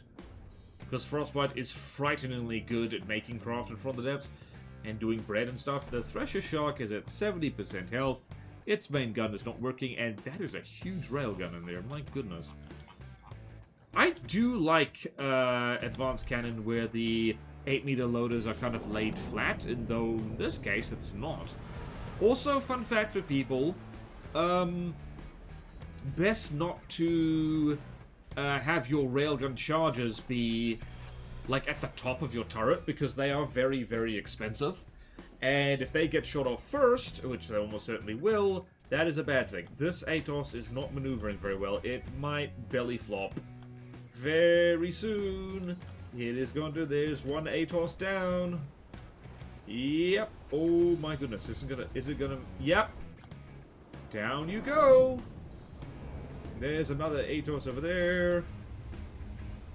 Lynx is like, nothing is really aiming for the little fighter, but yep, down you go. Let's go check on the Excalibur. Oh, good thing I did that. Oh no! Oh no! That was the one chance the Steel Strider had to win. That was bad.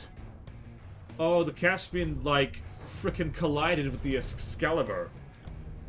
Oh, dearie me, that's a problem. Oh, no. Yeah, I do not think the Steel Strider's gonna win now. Like, of all things, the Lampreys are just gonna... That being said, I don't think that... Oh, dear. Oh, dear. Well, there's... Alright, so there's idiocy on all sides of war, as it turns out. I think this thing just got booted. What the hell? Did you just sail through? What is happening? I think the Resolute just kind of sailed through the Excalibur. I'm not even sure how it did that. I think it actually lost a lot of blocks doing that.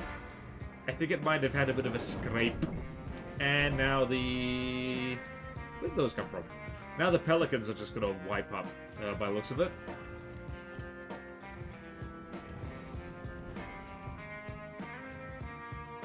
Yep, this is a problem for everyone. Alright, let's have a look-see. Who's alive? Alright, so the Atos are now dogfighting with a Lynx, a Falcon, with bloody all the planes, wow. The Gannets, the Falcons, and the Lynx, they do have particle cannons on them, but they're small, they don't do much. So now, we got the Resolute, which isn't going to last long, and the Hake, dealing with this mob over here. So, where are the Atos at? They are to the southeast. Go south. Aha, over here. Right, let's see. How are we doing here? The Atos is a pretty tough cookie. And it's got a lot of interceptors and stuff. So we've got easy planes. Let's see here. They're going to have a real trouble. Oh dear. What's going on over there? Oh, the Pelicans are going out of control. Damn it, scuttle settings. Oh no, they got the hang of it, thank goodness. This Pelican might despawn though. That's really annoying when that happens, when they go out of control just because they're too far away. That sucks. Alright, so now we got all 3 Pelicans, 2 Lampreys, and 3 Atos? Wait a minute, what? Alright, it was 4. Right, gotcha. Now they have to deal with these little planes, and I don't think any of these Gretanscraft are especially good at shooting down evasive little aircraft. Yeah, the Pelicans will try their damn best. I mean, all of them will do their best. Unfortunately, they all are decently missile-proof, so that's it's going to take a long time for the Steel Striders just to do anything. Which is one of my main problems when I design things, by the way. I tend to err on the side... I tend to build quite defensively. I make my stuff like both tanky and evasive, and then I kind of forget about the whole firepower thing. So this unfortunately is going to be reminiscent of like a lot of fights I do in the campaign in which like my stuff is basically invulnerable, but it takes them a million years to finish off the enemy. I actually did, like for giggles, I did start a campaign on easy, but using Steel Striders craft, and it's amazing how much damage they can do. Well, this gets the Deepwater Guard anyway. Like the Harpy Squadron in particular, like the easy helicopters, they do a lot more damage than the craft that I've made in a similar role. But man, they don't take a hit. Like, you know, you look at them funny and they just die. Alright, what is happening over here? Who's dying? Alright, so this fight is really spread out now. Really, really spread out. Falcon, Gannet, Lynx just trying to solo Atos all willy-nilly. Pelicans trying to close in. And this one Hake, by the looks of it. Oh my goodness. Bamboozled the Lampreys into colliding with each other. That's certainly a way to do it. Right, there's a Pelican. It's going out of control again. Possibly because it was trying to reverse. That one Hake, actually no, it's like 2 of them by the looks of it. They are absolutely just... Oh wow, there goes that Lamprey. Holy crap, Hakes are amazing. Wow, they just took out both of them. Health below 80% and sinking. Yep, there's that Atos. Yep. Damn, the Steel Striders might actually win this just because their planes are too hard to hit. Oh yeah, the Falcons also have heat guns on them, in case you're wondering what they're firing. Which, you know, if you hit the rear of an Atos, that will do it. And too high. What's over there? Uh-oh. Oh dear. Stuck in space. That is awkward. Right, now we've got a Hake just harassing these Pelicans over here. Alright, looks like... Yep, we still got 2 Atos way down south. Uh-oh. Nope. Hake down. The Pelicans' missiles apparently are good enough to hit them. Which is a problem. Alright, let's go find all the other Atos over there. Way over here.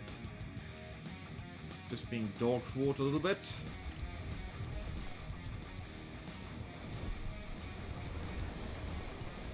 Yeah, you think of the Atos as quite a small craft, because it kind of is. Yeah, it's less than 100 meters long, which by From the Depths standards is pretty small. But yeah, then you look at it next to Steel Strider's planes, and it's like, oh wow, this is actually a pretty damn big airship. Compared to them, at least. Also, it's hard for missile interceptors to intercept missiles when they're fired at point-blank range. Right here... Let's go find the other... There's another Atos dogfight over there, way over here. Where am I? Alright, so we got... This is the Gannet, Falcon, Alright. Oh no, this thing's... Nope. Uh-oh. Problem. Bad. Ouch. They lost his booty. There's one Atos down.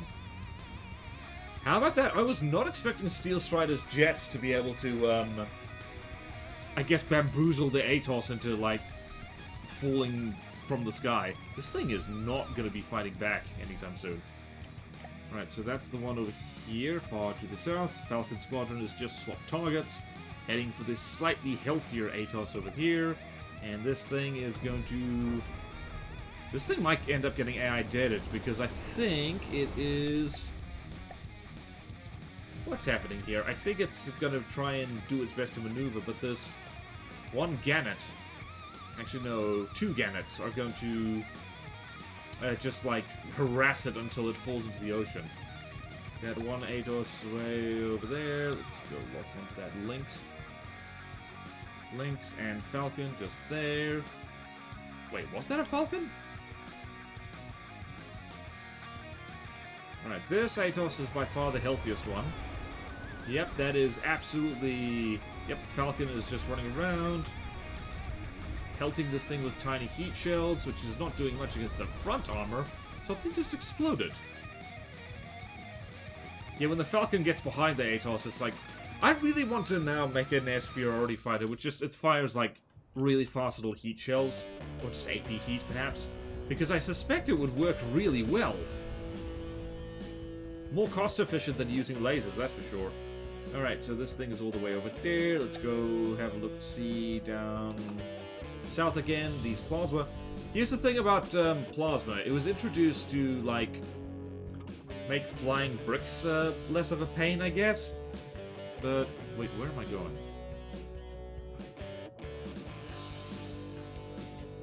Where am I? Oh, was I confused about where everything was? Atos, Falcon, Lynx, alright. Yep, there we go. This is what I wanted to see. Where is the... Oh, dear. What happened here? I don't even know. But yeah, one of the planes just died.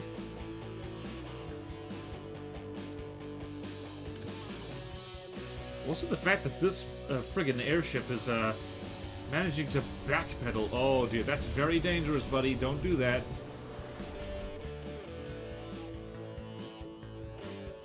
Alright, so the Pelicans are just a million miles away and not doing much.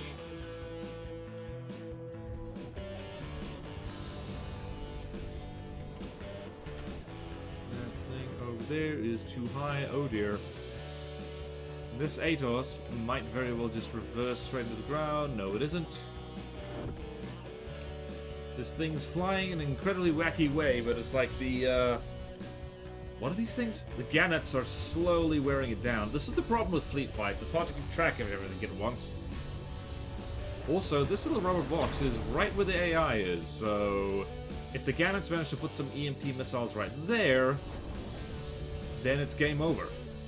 Alright, let's go back over here, where the Falcons are dealing with stuff. So that is way... That's the Pelicans.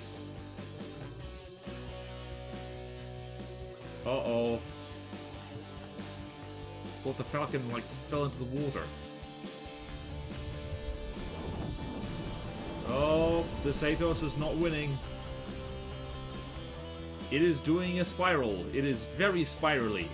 This thing does fly in an amazing way, I do have to say. Again, its AI is right at the rear, so you've managed to clip its tail. You might just kill it. Wait, Pelicans are where they're gonna run up against the edge of the map at this point.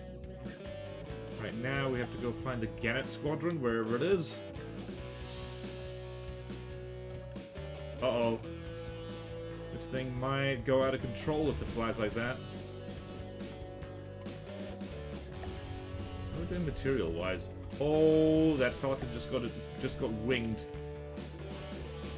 It just lost a bit of its tail. Ooh, that is the problem when you fly in front of a flying siege weapon. Alright. Right, way off to the west.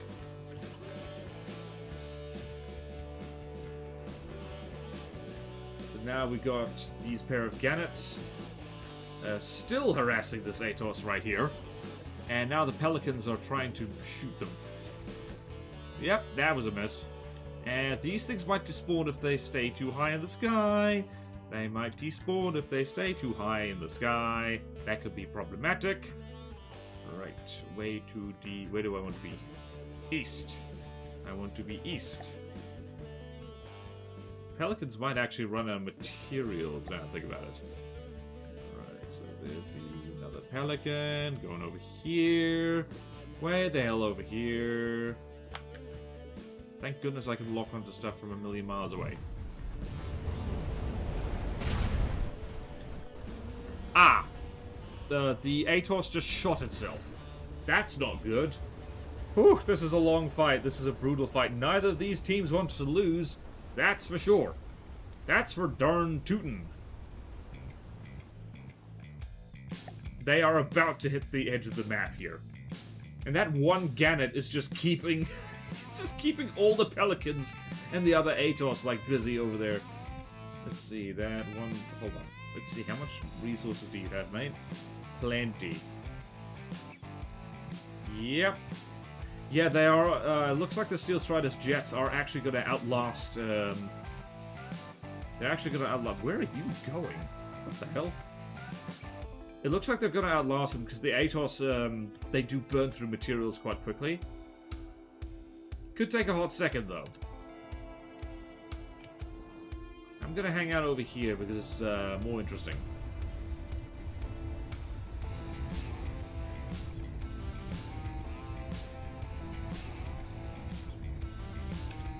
I actually want to, like, next time the Falcon fires, which is right now, actually, I want to say, what little shells do you have here? These are teeny tiny little shells. Yep, those are pure heat. Those are pure heat. How about that? Alright, so I'm going to chime back in when something interesting happens, because at the moment, it is a very slow fight. Never mind, a particle cannon turret just fell off. Alright, here's where things will get interesting. Let's see, that one Gannet squadron over there is still keeping everyone busy. What just fell off? Alright, so here we are at the very edge of the world. Don't you dare start gloating, you many flat earthers who may be watching. This is where things are going to get funky because if you hit the border of the map, you get pushed back in. The Atos might end up getting slammed right into... Yep, there's the thing. And if it gets shoved too hard, it might not be able to compensate. Uh-oh. Uh-oh. Pull up, pull up, pull up, pull up, pull up, pull up! Ooh, wow, that Lynx almost died. Right, so... oh dear. They're gonna keep rubber banding until, like, someone crashes into the ground. Wow, the Gannets are still keeping them busy over there. I'm invested, man. Like, I am invested. Like, I want to go check on the other fight, but, like... But at the same time... The Atos, Lynx is being pushed back out. Back out you go. Alright, there we go. I think now the Atos is going to be pushed back into a different spot. Yeah, now we're running parallel to the map. Whee!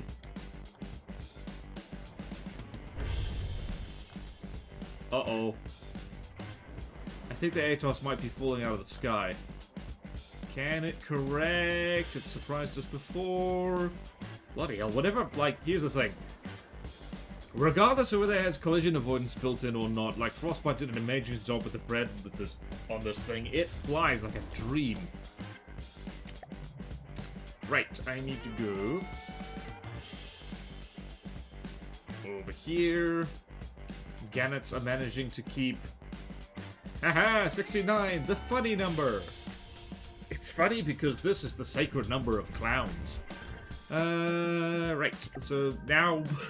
hopefully all this fighting rejoins somewhere. Yeah, it looks like the Gannets are just, They're just... What the hell? Wow. Atos gains altitude really quickly.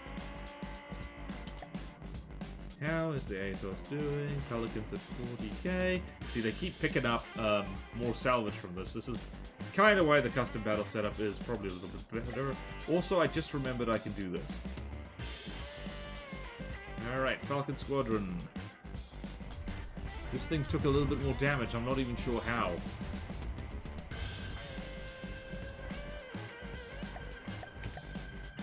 Wait, oh dear. The links that right now it's a duel. A falcon against a fighting eagle.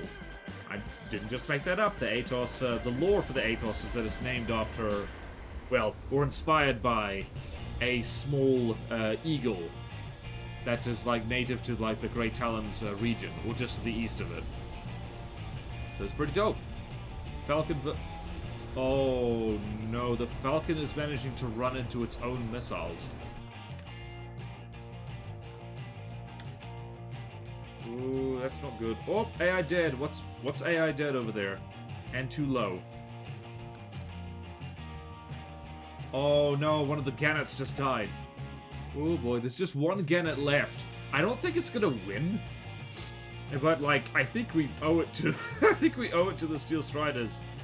To like let them fight on to the very end, because like hell, this was a much closer fight than like I thought it would be.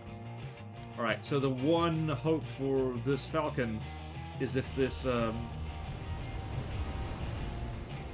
Atos manages to get pushed into the ground, and Falcon's gonna get pushed out.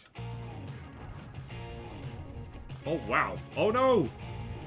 Correct.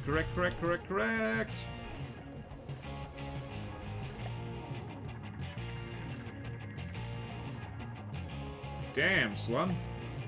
Oh, wow. It's a big hit right there. And he's gonna get pushed back in. Uh-oh. That's not good. Oh, that's it! Yeah, no, that's it. The Atos is being crushed onto the ground. Oh no! No, this is why you never fly to the edge of the world. No! Oh, I'm gonna make a note of that. That's really good. Do-do-do. Do-do-do-do-do.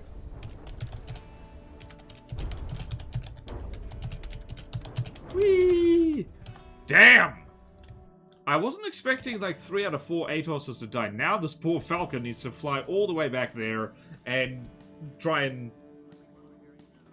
Oh, right, okay. Now we've got to lock onto our one Gannet friend. Oh, no. Alright, so now there's just this one Falcon. That's going to take on 3 Pelicans all at once, which I believe the Pelicans can shoot it down. Ye gods. Alright, well, first things first, we need to go hitch a ride on the Falcon, and I will jump back in. I will jump back in once they're in range.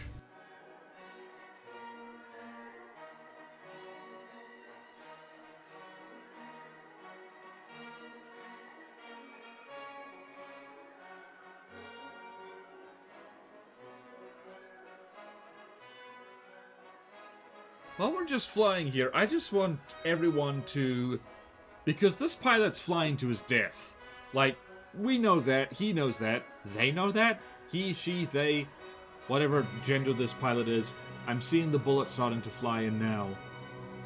F and chat for this Falcon, which basically pursued an Atos literally to the ends of the earth and bamboozled it into crashing. This guy is going to get a posthumous medal. And yes, I could end the fight right now because it's like bloody obvious that this guy's not going to win. But we need to give him a final send-off. We really do. Oh, lordy.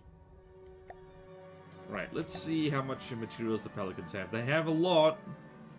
They have a lot. And they'll salvage more by looks of it. Right, the only hope for our friend here The only hope for our friend is that he outlasts these three. That's his only hope. Is it gonna happen? Are missiles firing yet? Oh, those shells are getting really close. He's letting rip. He's firing straight back. Guns, missiles, everything. They actually hit! This might be the most heroic Falcon jet that ever existed. Lost a tail feather. His, like, plane is full of holes. Oh, no! I'm on the edge of my seat right now. I paid for my whole seat, but I only need the edge. No!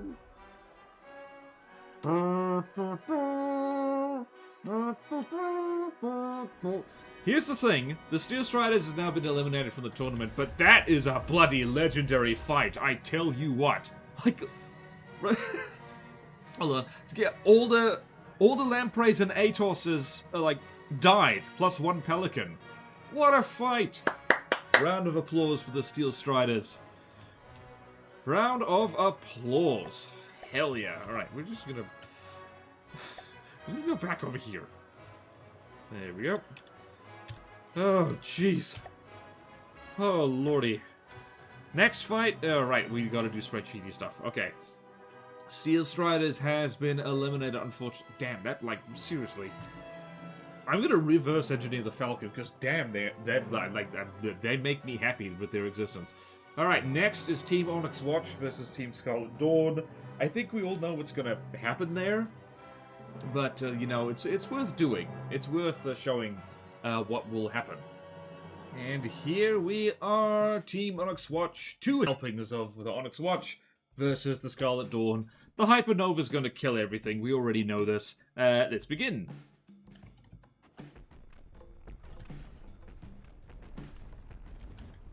That being said, if the Dawn Cutter is an idiot and flies... Okay, then. Alright, the Dawn Cutter died really quickly. This Alcazar is gonna die also really quickly.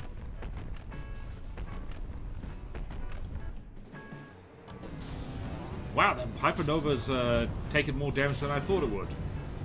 Also the fact that the door... Oh, hello. Also, funny thing about the Hypernova, it doesn't have lambs at all.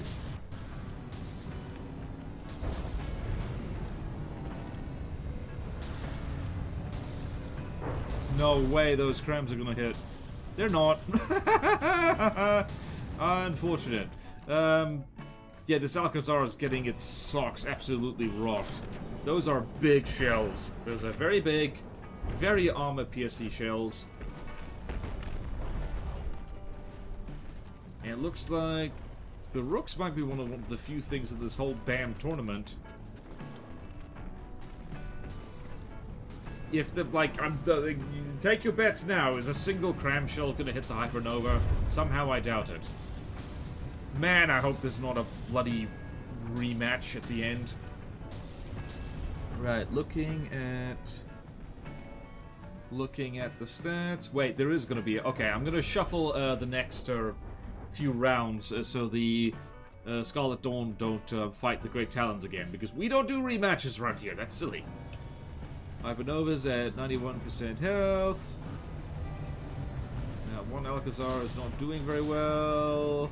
The other Alcazar is going to be doing even worse. That is serious block confetti. A little bit of collision on top of everything else. Yep, nope. You know, I kind of thought the new improved Alcazar, the inclusion of, would up the chances of the Onyx Watch a bit, but nope, they are, looks like they are on track to lose every fight. Again, I actually think, this might be a controversial take, but on the whole, I actually think that the Onyx Watch is a weaker faction than the Deepwater Guard, because the Deepwater Guard has a bunch of stuff which is, like, legitimately dangerous because it's evasive and cheap. But the Onyx Watch, they're just slow. Like, yeah, it's like, when it comes to designs I'm scared of, I am scared of more Deepwater Guard stuff than the Onyx Watch, especially from a strategic standpoint, because Onyx Watch stuff is generally so slow you can respond to it pretty well. But yeah, the Deepwater Guard can actually rush you slightly. Oh my word. Single cram shot. That did nothing. Oh dear. Well, I'm just going to speed this up following the Hypernova's Trail of Destruction. Because the Onyx Watch ain't winning this, we already know.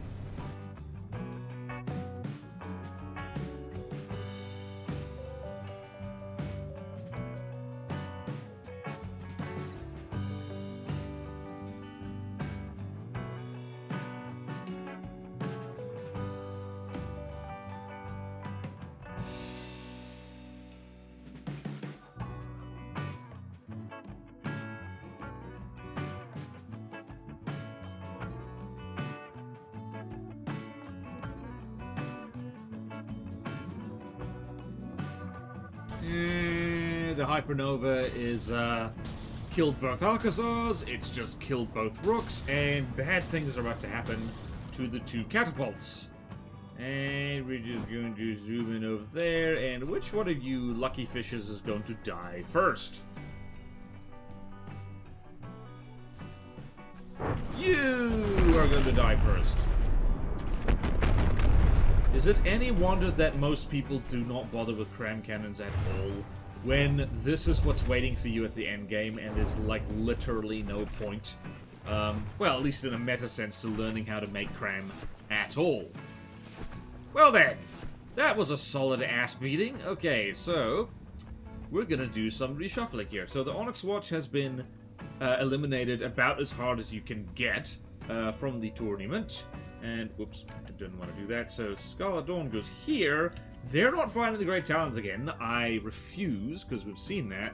We're only going to do a rematch if it's the final round. So, we're going to put the Great Talons over here. Thank you. And we're going to put the Deepwater Guard over there. And going to do that. And it means that Team Great Talon get to fight Team... Team...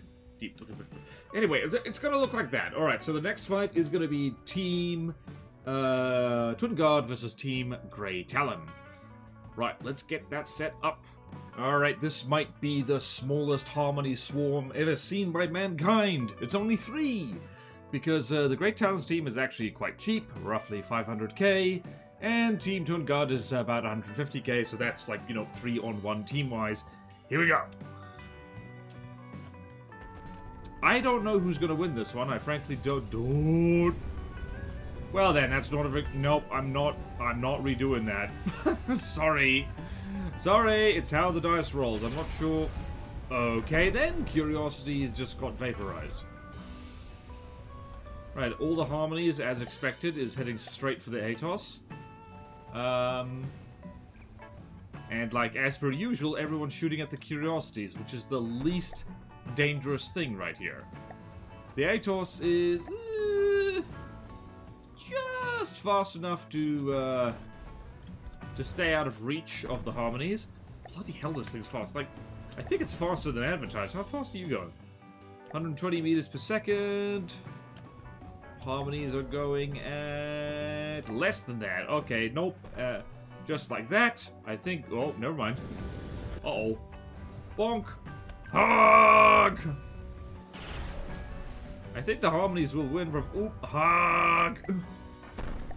And incoming... How many... There were 3 Curiosities. I think there's... less than 2, considering damage taken. Where the hell is the Pelican? It's somewhere. It's 5,000 meters away and counting. Did both of the... Nope. Where are the particle cannons on the... Oh, there it is. It's that little turret underneath it. Alright, I think what's gonna happen is there's gonna be a hug! Or not. Interesting. Uh-oh. Yeah, no, not doing well. Hug! Oh, hug! Wow, the Atos is managing to kill Harmonies left and right just by bumping into them. Unfortunately, it is very much on fire. Mostly surface damage by the looks of it. Yep. Uh-oh. Incoming hug. Ooh, no, Atos is doing very poor. It's burning faster than anything else has burned. I think those fires are starting to get through. Hold on. Quick map check.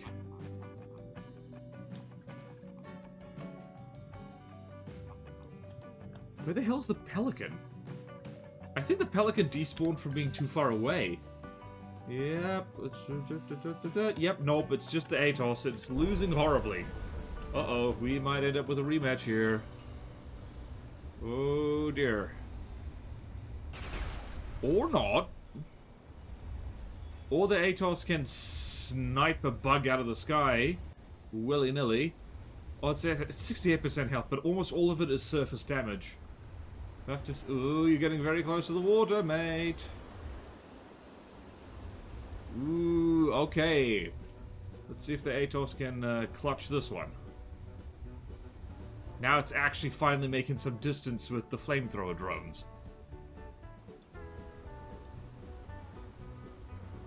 Who's it gonna be? Who's gonna be? One downside, the Atos does take a hot second to recharge its plasma. That is by design, because it means that it does loop-de-loops, and then its plasma fully charges. Uh-oh. I wonder if its detection has been taken out. That's gonna be... Oh, it missed.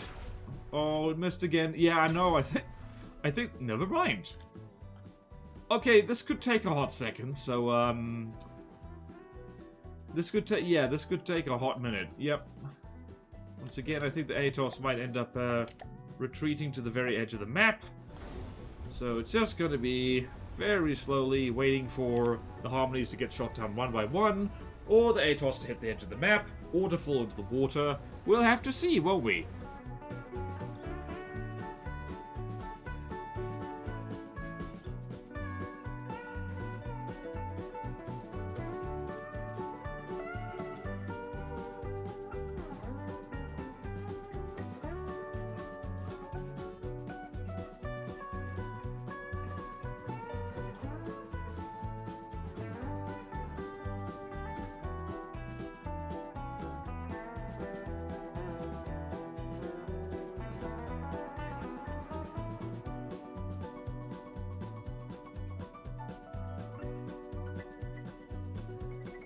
Alright, just interjecting to say I've done some math. It's going to take roughly 12 minutes for the Atos to run out of materials, and probably a lot less for the Harmonies. So, I'm literally going to go off and brew a cup of tea, and we'll see who's left alive when I come back. And hopefully I won't accidentally edit out the bit where something dies.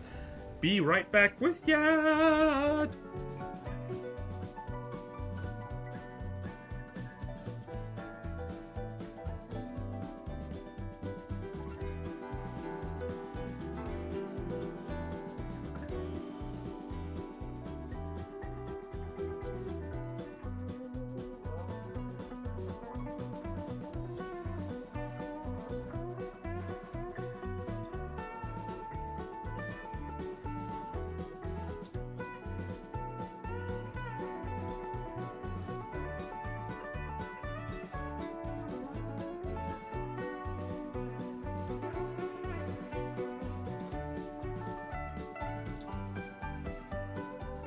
Okay, checking back in. It's been 12 minutes or so. The Atos still has about 40,000 materials left in the tank because it keeps sniping the odd Harmony drone out of the sky and then salvaging the material. They're kind of going in a big circle. So I generally don't know who's going to win here. My money is still on the Harmonies, but you never know. There's 1, 2, 3, 4 Harmonies left, so the Atos only needs to get lucky about 4 more times. And it is getting lucky, so we'll have to see. Let's see if the Harmonies manage to luck out and, like, outlast the Atos. Actually, how many materials do they have? Plenty. They don't burn materials very quickly. I actually really need to reverse engineer the Harmonies because they are fast as hell while at the same time not burning much material. It's like, this is relevant to my interests. Anyway, I'll check back in when something else happens. I could have done my taxes and how long this is taking. The Atos is 20k left in the bank. It's been a million years. Alright, so the Atos only has about 6,000 materials left. And let's have a look at the map screen here. There's only 2 squads. Oh, there's only 2 Harmonies left. Oh, buddy, you have 0 time in order to kill these things. Let's lock onto this harmony, which is probably what the Atos is going to aim at next. Is it stabilizing? Oh boy, this is a very long fight, but like, this determines whether this is going to be a I mean, there might be a rematch no matter what. Maybe the Deepwater Guard will kill the Scarlet Dawn. Oh, who knows? Who frickin' knows? Although the squirrels probably aren't going to do great against the Hypernova. There will be an absolute swarm of nonsense waiting for the Scarlet Dawn. Just looking here, yeah. Yep. What? What just happened? I stopped paying attention for 1 second. Actually, wow, yeah, this thing just got hit in the face. And now it's slowing way the hell down, and the problem the Atos faces is that, oh dear, is that it has to keep its distance from these flamethrowing craft, but at the same time, if it gets too far away, it misses a lot. Classic problem of projectile weapons in general. I forgot to put my headphones back on. There we go, now I can hear what's happening. Alright, it's got about 1,000 material, 10 seconds left.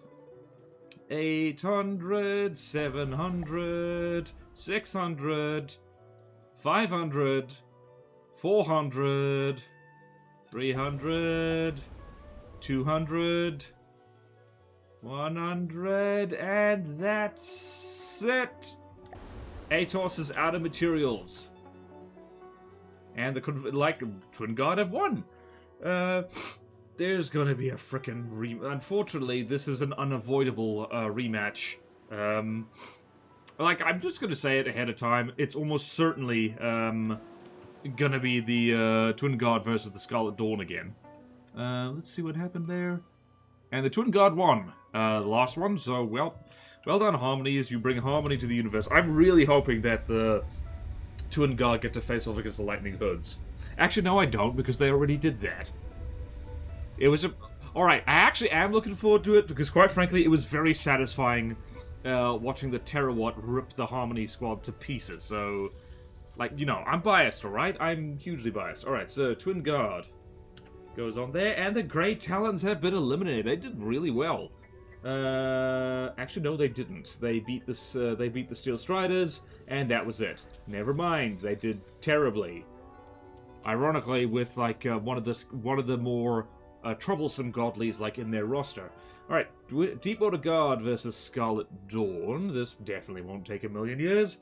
Okay, we've got the Armada of Deepwater Guard, 3 heaping helpings of Deepwater Guard team against a Hypernova and its incompetent sidekick. Let's go! Alright, so they're probably going to aim for the Paribus first. That is in fact exactly what they're doing. Yep, aiming right for the Paribus. And the lasers are shooting at the squirrels, because of course they are. The squirrels, the one thing that the squirrels are really bad at dealing with is lasers. Wow, there was actually some hits landed on the Hypernova there. And let's see, is that Pariba already in the water? Yes, it is. It is doing terribly. How's that Dawn Cutter doing? Not great. And is there going to be collisions here? Wow, that Atlas is AI dead, and I don't even know how that happened. Possibly collision. Oh boy. Yep, so, yep, one Pariba is already dead. And the Hypernova is just, like, backpedaling like crazy back to the hell from whence they came. Actually, except not really, because it's going to come straight back for us. Notice how the lasers are actually struggling to hit the squirrels consistently at this range. Although they are doing damage aplenty. That squirrel's on... yeah, it's on fire enough, I guess. Turns out, just like the original animal flying squirrel, if you set them on fire, they die. Who would have guessed? Although now there's a lovely flanky flank. And the flying squirrel, at least one flying squirrel missile is getting through. Although the Hypernova is a giant armored lump of a craft, so that's not saying much. And this squirrel's getting its face melted off.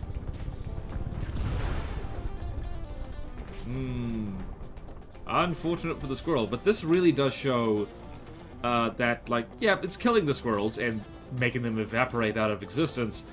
But that shows how, like, for the hypernova's cost, which is like 1.3 million materials, the laser isn't very strong. So swarming it is actually the way to go. Let's go find the Dawn Cutter. Where is it? There it is. What's your deal? You are at 92% health. Because you are getting shot at by, well, basically everything. This could be another one we'll have to fast forward through a little bit, because I don't think the Marauders and the Sea Vipers are going to do anything. Their best bet is to just, I don't know, be a distraction and hope that the Hypernova goes the same way the Atos just did, which is run out of materials. Alright, so 3 Wanders, all in formation. There's an Atlas coming in. Swordfish is trying to flank. Hypernova's still at basically 100% health. I can't even tell, what are the main guns aiming for on the Hypernova? Let's see if we can see there. Probably the primer, let's be honest. Can't see the shells. Where are you aiming, buddy? Although one by one the squirrels are dying. It's locking onto that swordfish over there. Yep. And... yep. One shot, dead. Or basically dead. Shot so hard that physics happened.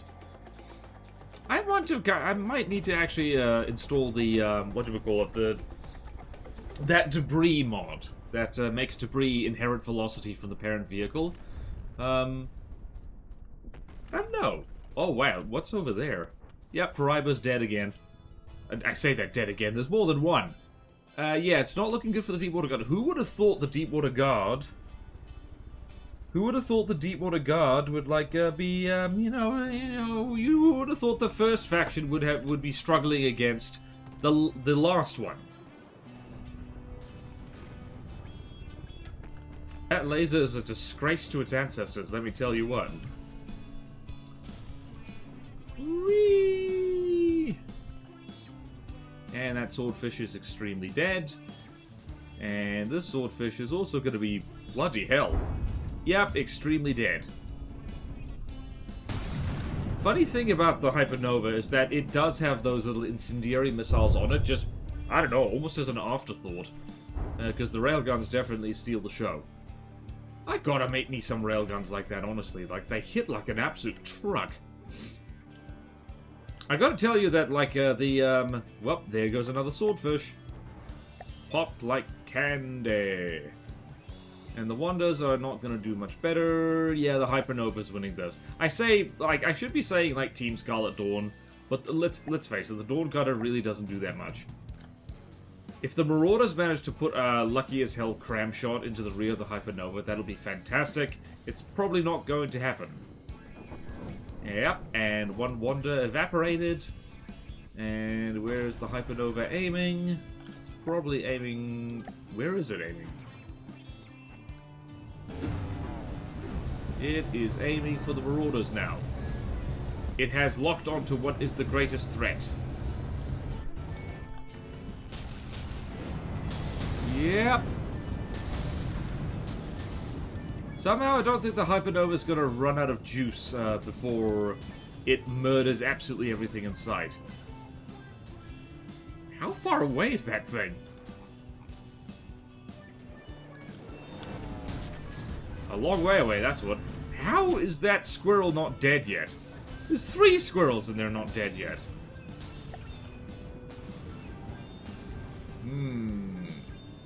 Now I want to make a version of the Hypernova that's just all lasers instead of just, you know, some lasers.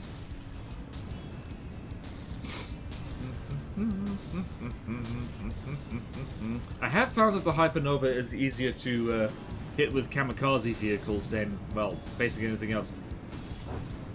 Whee! Lots of missiles. Lots of missiles. Actually, now I think about it, because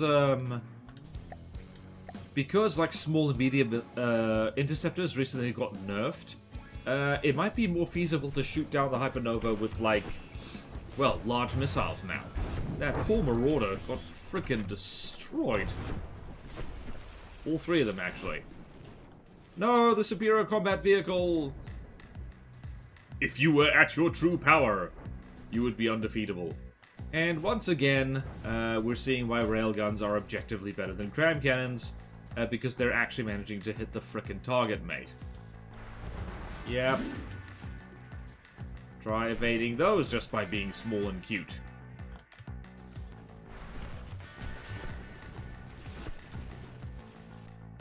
Alright, are there any deep water guard anything left? It looks like, yep, just flying squirrels are left. And the Hypernova is like, what is it? These appear to be death spiraling. That one's dead, and here's the last one. It is going to die. I'm not going to actually lock onto it, because that would be terrible. Once again, I am wondering how the missile meta would be different if they did explosive damage rather than their own special kind of laser damage. Wow, that Dawn God just took him just took a large missile to the face out of sheer spite. Whee! Well, that was... Is anyone surprised? I don't think anyone should be surprised by that. It is impressive how the Deepwater Guard managed to win, like, 2 fights, like against the Onyx Watch and against the White Flares. But, they're out. Team Deepwater Guard is out, and unfortunately, we are about to have a rematch of the century, which I will skim over. I'll skim over the bits, but it looks like no matter what, we're gonna have a rematch because wait, the Lightning Hoods they didn't fight the Scarlet Dawn. Yeah, if it goes like last time, what's gonna happen is that the Harmonies are going to just swamp the Hypernova and burn it alive. So we'll just try and skim through that a little bit. Alrighty, the rematch of the century. Here goes. 10 Harmony Swarms, 10 Curiosities against the Hypernova and their idiot sidekick. No offense to the people who made the Dawn Cutter, but yeah, no, it is old. And unlike last time, I'm going to focus on the Curiosities getting destroyed. Whee! Whee!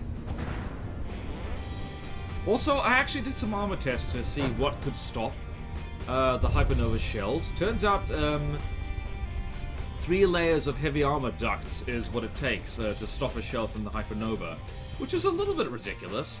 And I don't know, maybe at some point piercing is going to be reworked. I don't actually know if it is, but it would be nice because it would be nice to not rely on like non-structural blocks to actually act as, well, armor. That would be kind of cool. But looks like same thing is happening as last time. The Harmonies are going to swoop in and start a barbecuing, and the Curiosities are going to get shot one by one. Okay then. Time to only speak up if an interesting thing happens.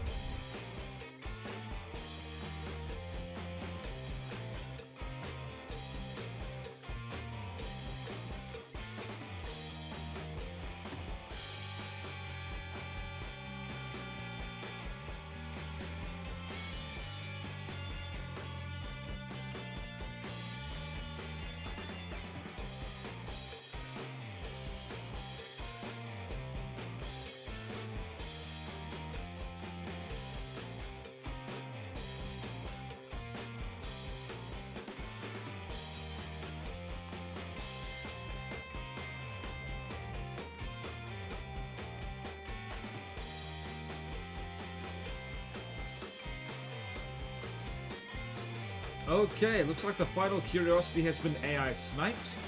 Now, let's see how this goes. This is actually going a little bit different than last time.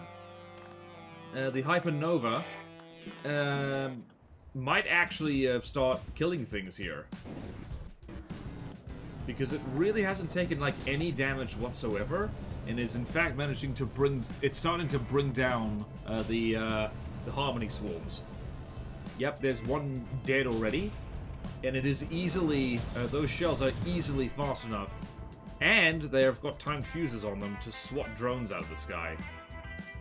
So I don't know what went differently this time, but the Scarlet Dawn is, they're mad as hell about the last fight, and they're doing something about it. Right, the one hope the Harmonies have is that if they push the Hypernova, like, to the edge of the map, so it gets pushed back in, which is a bit of an issue. And, yep, Harmony, it's getting nailed by the missiles and the lasers and everything. The Hypernova has it's literally undamaged. Yeah, it's lost no blocks. I don't know what went different this time, but this time the Hypernova decided to take its power pills and just wreck shop, but that's what it's doing. It looks like our wish will be answered, and it'll be Team Lightning Hoods against Team Scarlet Dawn. I really hope the Lightning Hoods win, because frankly, like, the Scarlet Dawn winning is a little bit too predictable, even though it would make sense, since the Hypernova is one of the scarier things you can run into in the campaign. Bloody Nora, this thing is wiping out Harmonies like faster than the Atos did by far. Admittedly, the Hypernova is like 5 times as expensive as the Harmony. So yeah, there you go. It was like, I don't know. What went different this time? Why were the Harmonies able to close the distance in the first time these two fought, but not in the second? Yep. Bang, bang, bang. Yeah, I have no idea. What is going on here? Like, did the Harmonies just spread out more, or, like, what did they do? What is different? I don't know, but anyway, it's going to take the Hypernova a long time, so I'm going to chime back in once either the Hypernova's on fire, or when it has managed to shoot down every little drone. Oh, flamethrower range. The Hypernova has made a critical miscalculation. It is, I don't know what it's doing.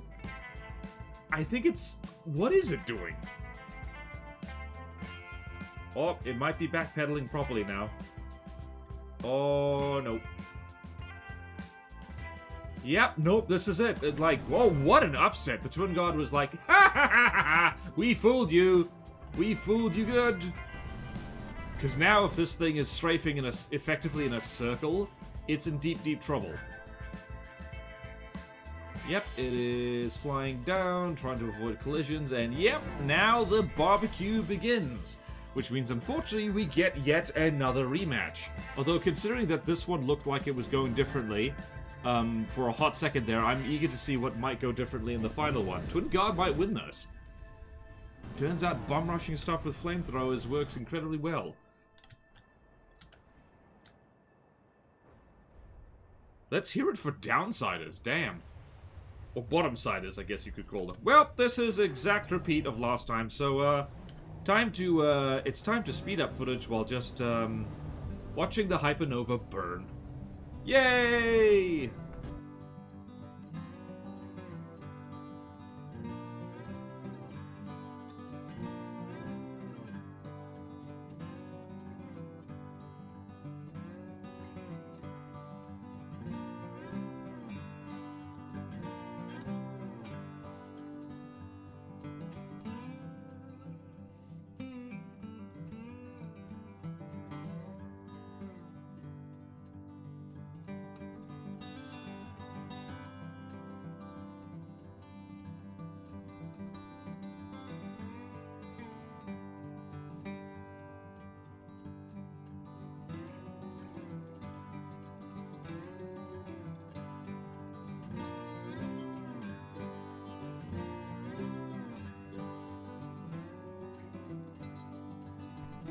There she goes! The Hypernova is tumbling out of control. It feels really good to watch this thing burn, I'm gonna be completely honest with you. This is actually one of the better cost-effective counters to flying bricks like this. Because it costs a lot to make something like this go fast. It's a lot cheaper to have something a lot smaller with a flamethrower go much faster. So when in doubt, make an incredibly fast flamethrower drone.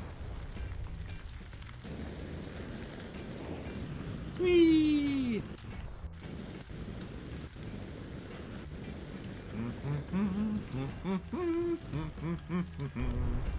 Oh, I'm already thinking of ways to make a horrible little flamethrower drone.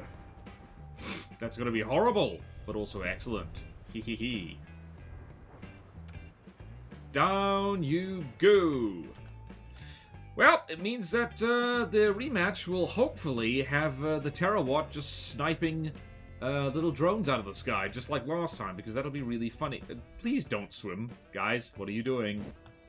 You do realize that thing's underwater, and there's, you don't need to kill it. Alright, I'm gonna speed up time a little bit, and by doing that, by pausing the game, and letting the Hypernova despawn in its own time, because of course, you gotta, you simply gotta.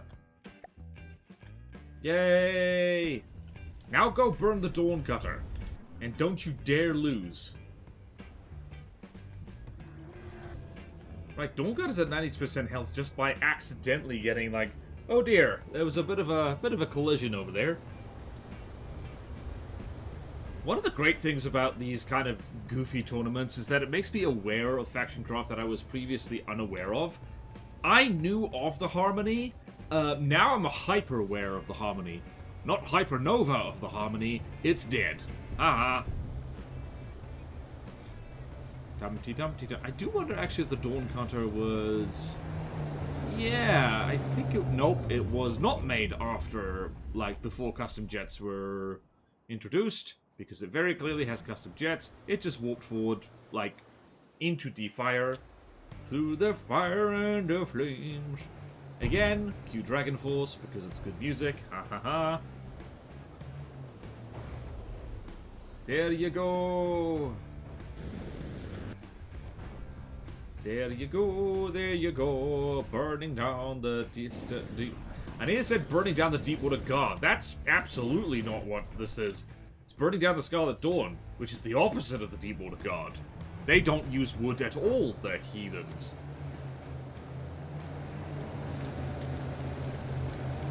And there's that little warp rod. Do save the look of the warp rod before it burns to death. Any second now, it's going to burn to death. This is... And that's why you don't put fuel in the top of your vehicle, because that's where the Harmony can see it and burn it. Yeah, I imagine just one Harmony Swarm isn't the biggest problem if you have something that can, like, hit it reliably, because looking at this, its armor is basically paper. Also, wow, how did it take me this long to look at the faces on these things?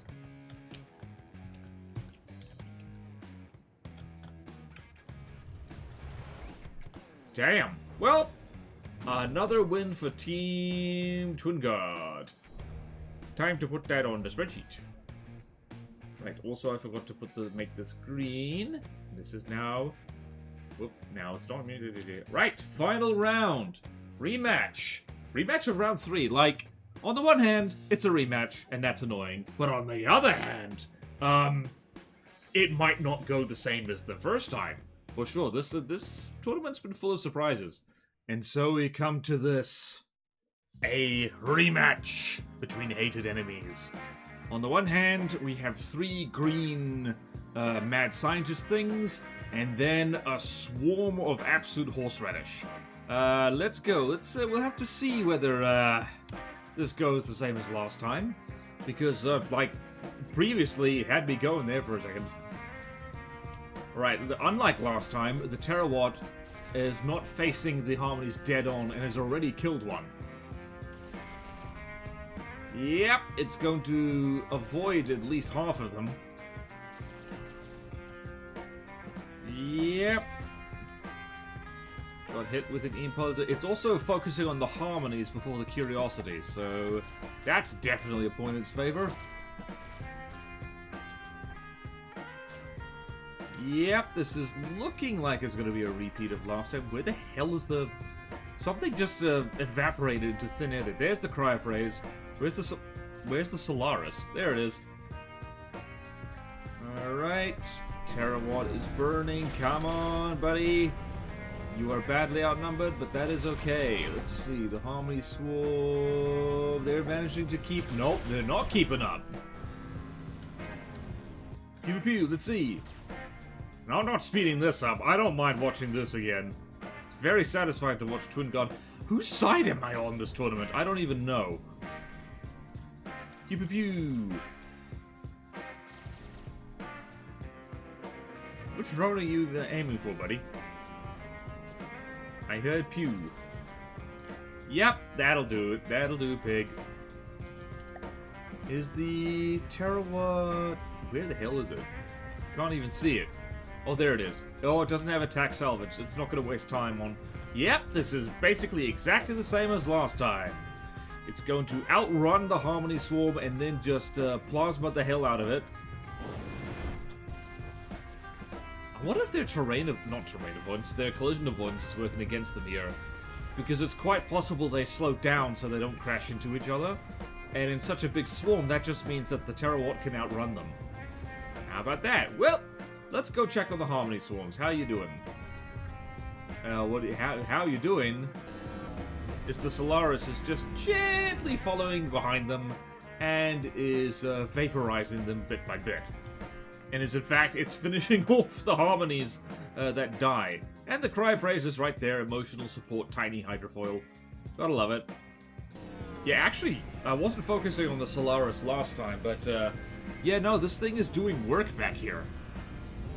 Let's see, how much damage are you doing to this thing you happen to be aiming to?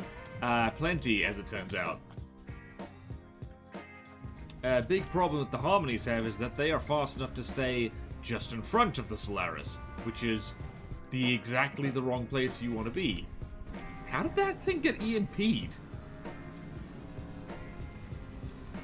And Cryopraise is over there, just gently tickling the butt of this curiosity. Yeah, wow, this turned out to be a perfect hard counter to the Twin God's drone nonsense.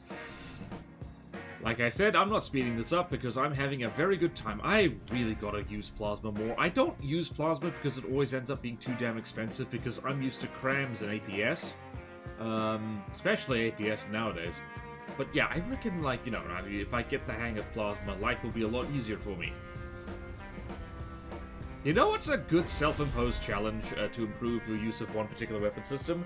Beat the campaign, like, just any difficulty, it doesn't matter, using only that weapon type, or maybe a second one, just in case. Goodness knows, trying to beat the campaign with crams only is an exercise in misery and frustration. I should know. I've tried that. I have since removed that series off the internet because it is cringe. And that is the first time I've ever used cringe in a sense that wasn't ironic, so that's how you know. I actually do want at some point to do a cram laser playthrough, because the only real problem with using crams only is fast evasive stuff like, well, like the Harmony Swarm, for instance. And it's not even that you lose fights against them, you just, well, it's just really frustrating, but like, cram lasers are like a good combination in that way. So it'd be fun to do, perhaps the less meta weapons. Not that lasers are not meta. Goodness no, lasers done correctly are terrifying. But yeah. I think the Terawatt might be one of my favorite Lightning Blitz vehicles now, simply because, like, look at what it's doing to the Cheese Swarm over here. Admittedly, the Harmony Swarm isn't that cheesy, just, you know, rushdown flamethrower craft is like, you know, it's valid. It's not overpowered per se, because, well, it's just got the same problem as melee vehicles in that if it is faster than the target, it wins, and if it is slower, it loses. Also, yeah, whatever breads on the Terawatt to make it, like, changes. What is that over there? Oh, wow. We've Tokyo drifted in a big circle. Alright, let's see over here. What's the Solaris up to? The Solaris is, just following behind. That Symphony is just dropped right in the drink. There's one Curiosity over here, just hanging in there. There's a Curiosity that's just like, oh dear. Oh, buddy, don't screw the pooch now. Where are you aiming? That's different than last time. What is that? Lost control ejecting. Yep, the Harmony drone over there. This is very cathartic, I have to say. Like, this perhaps isn't the most dramatic end to this tournament, but, yeah, this is like, This is very cathartic for me, because I watch, like, you know, lots of block confetti, lots of drones being zapped one by one. Also, that combination of that laser and those plasma guns is a formidable one. Because the one problem with plasma is that it's not a hip scan, far from the hip partner. It's not a hit scan weapon, which means it does miss against stuff that's evasive enough. Not that the Curiosity is particularly evasive. Look at it. Look at this doofy person. Ah! And here's one last harmony, and it's dead. And da da da da da da da da da da da da da. What was I talking about? Alright, so there's the combination of just like having the fly swatter on board, plus the honestly, the anti-heavy armor thing, because that's what plasma's really good for. It's like anti-heavy armor stuff. Hoo-wah! Cryopraise is completely undamaged, and here's this one harmony drone left. And now it's just the mopping up. That little guy over there, and this Curiosity, who is, I'm very curious to see how long he lasts. The answer is not very long, actually. Whee!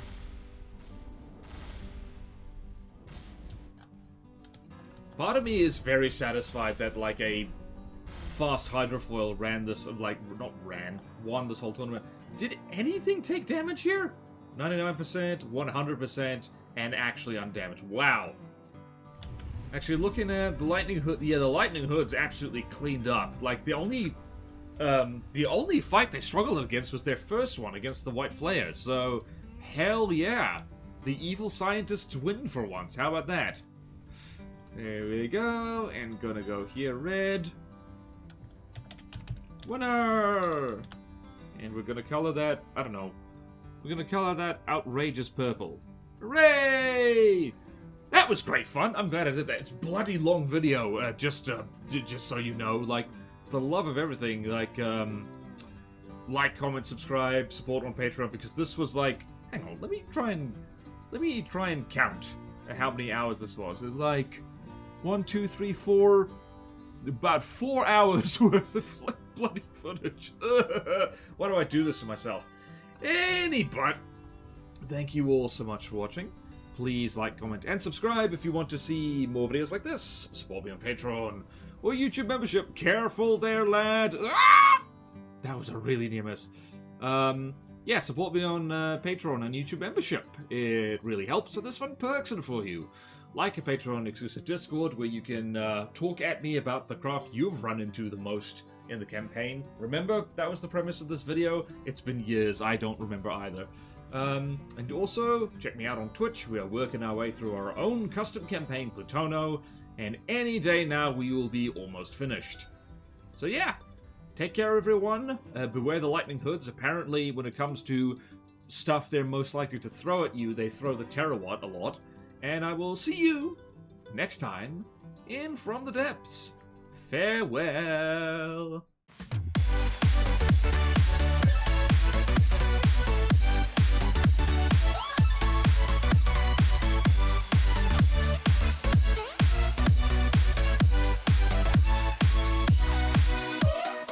It's called the Terawatt because it tears your what apart?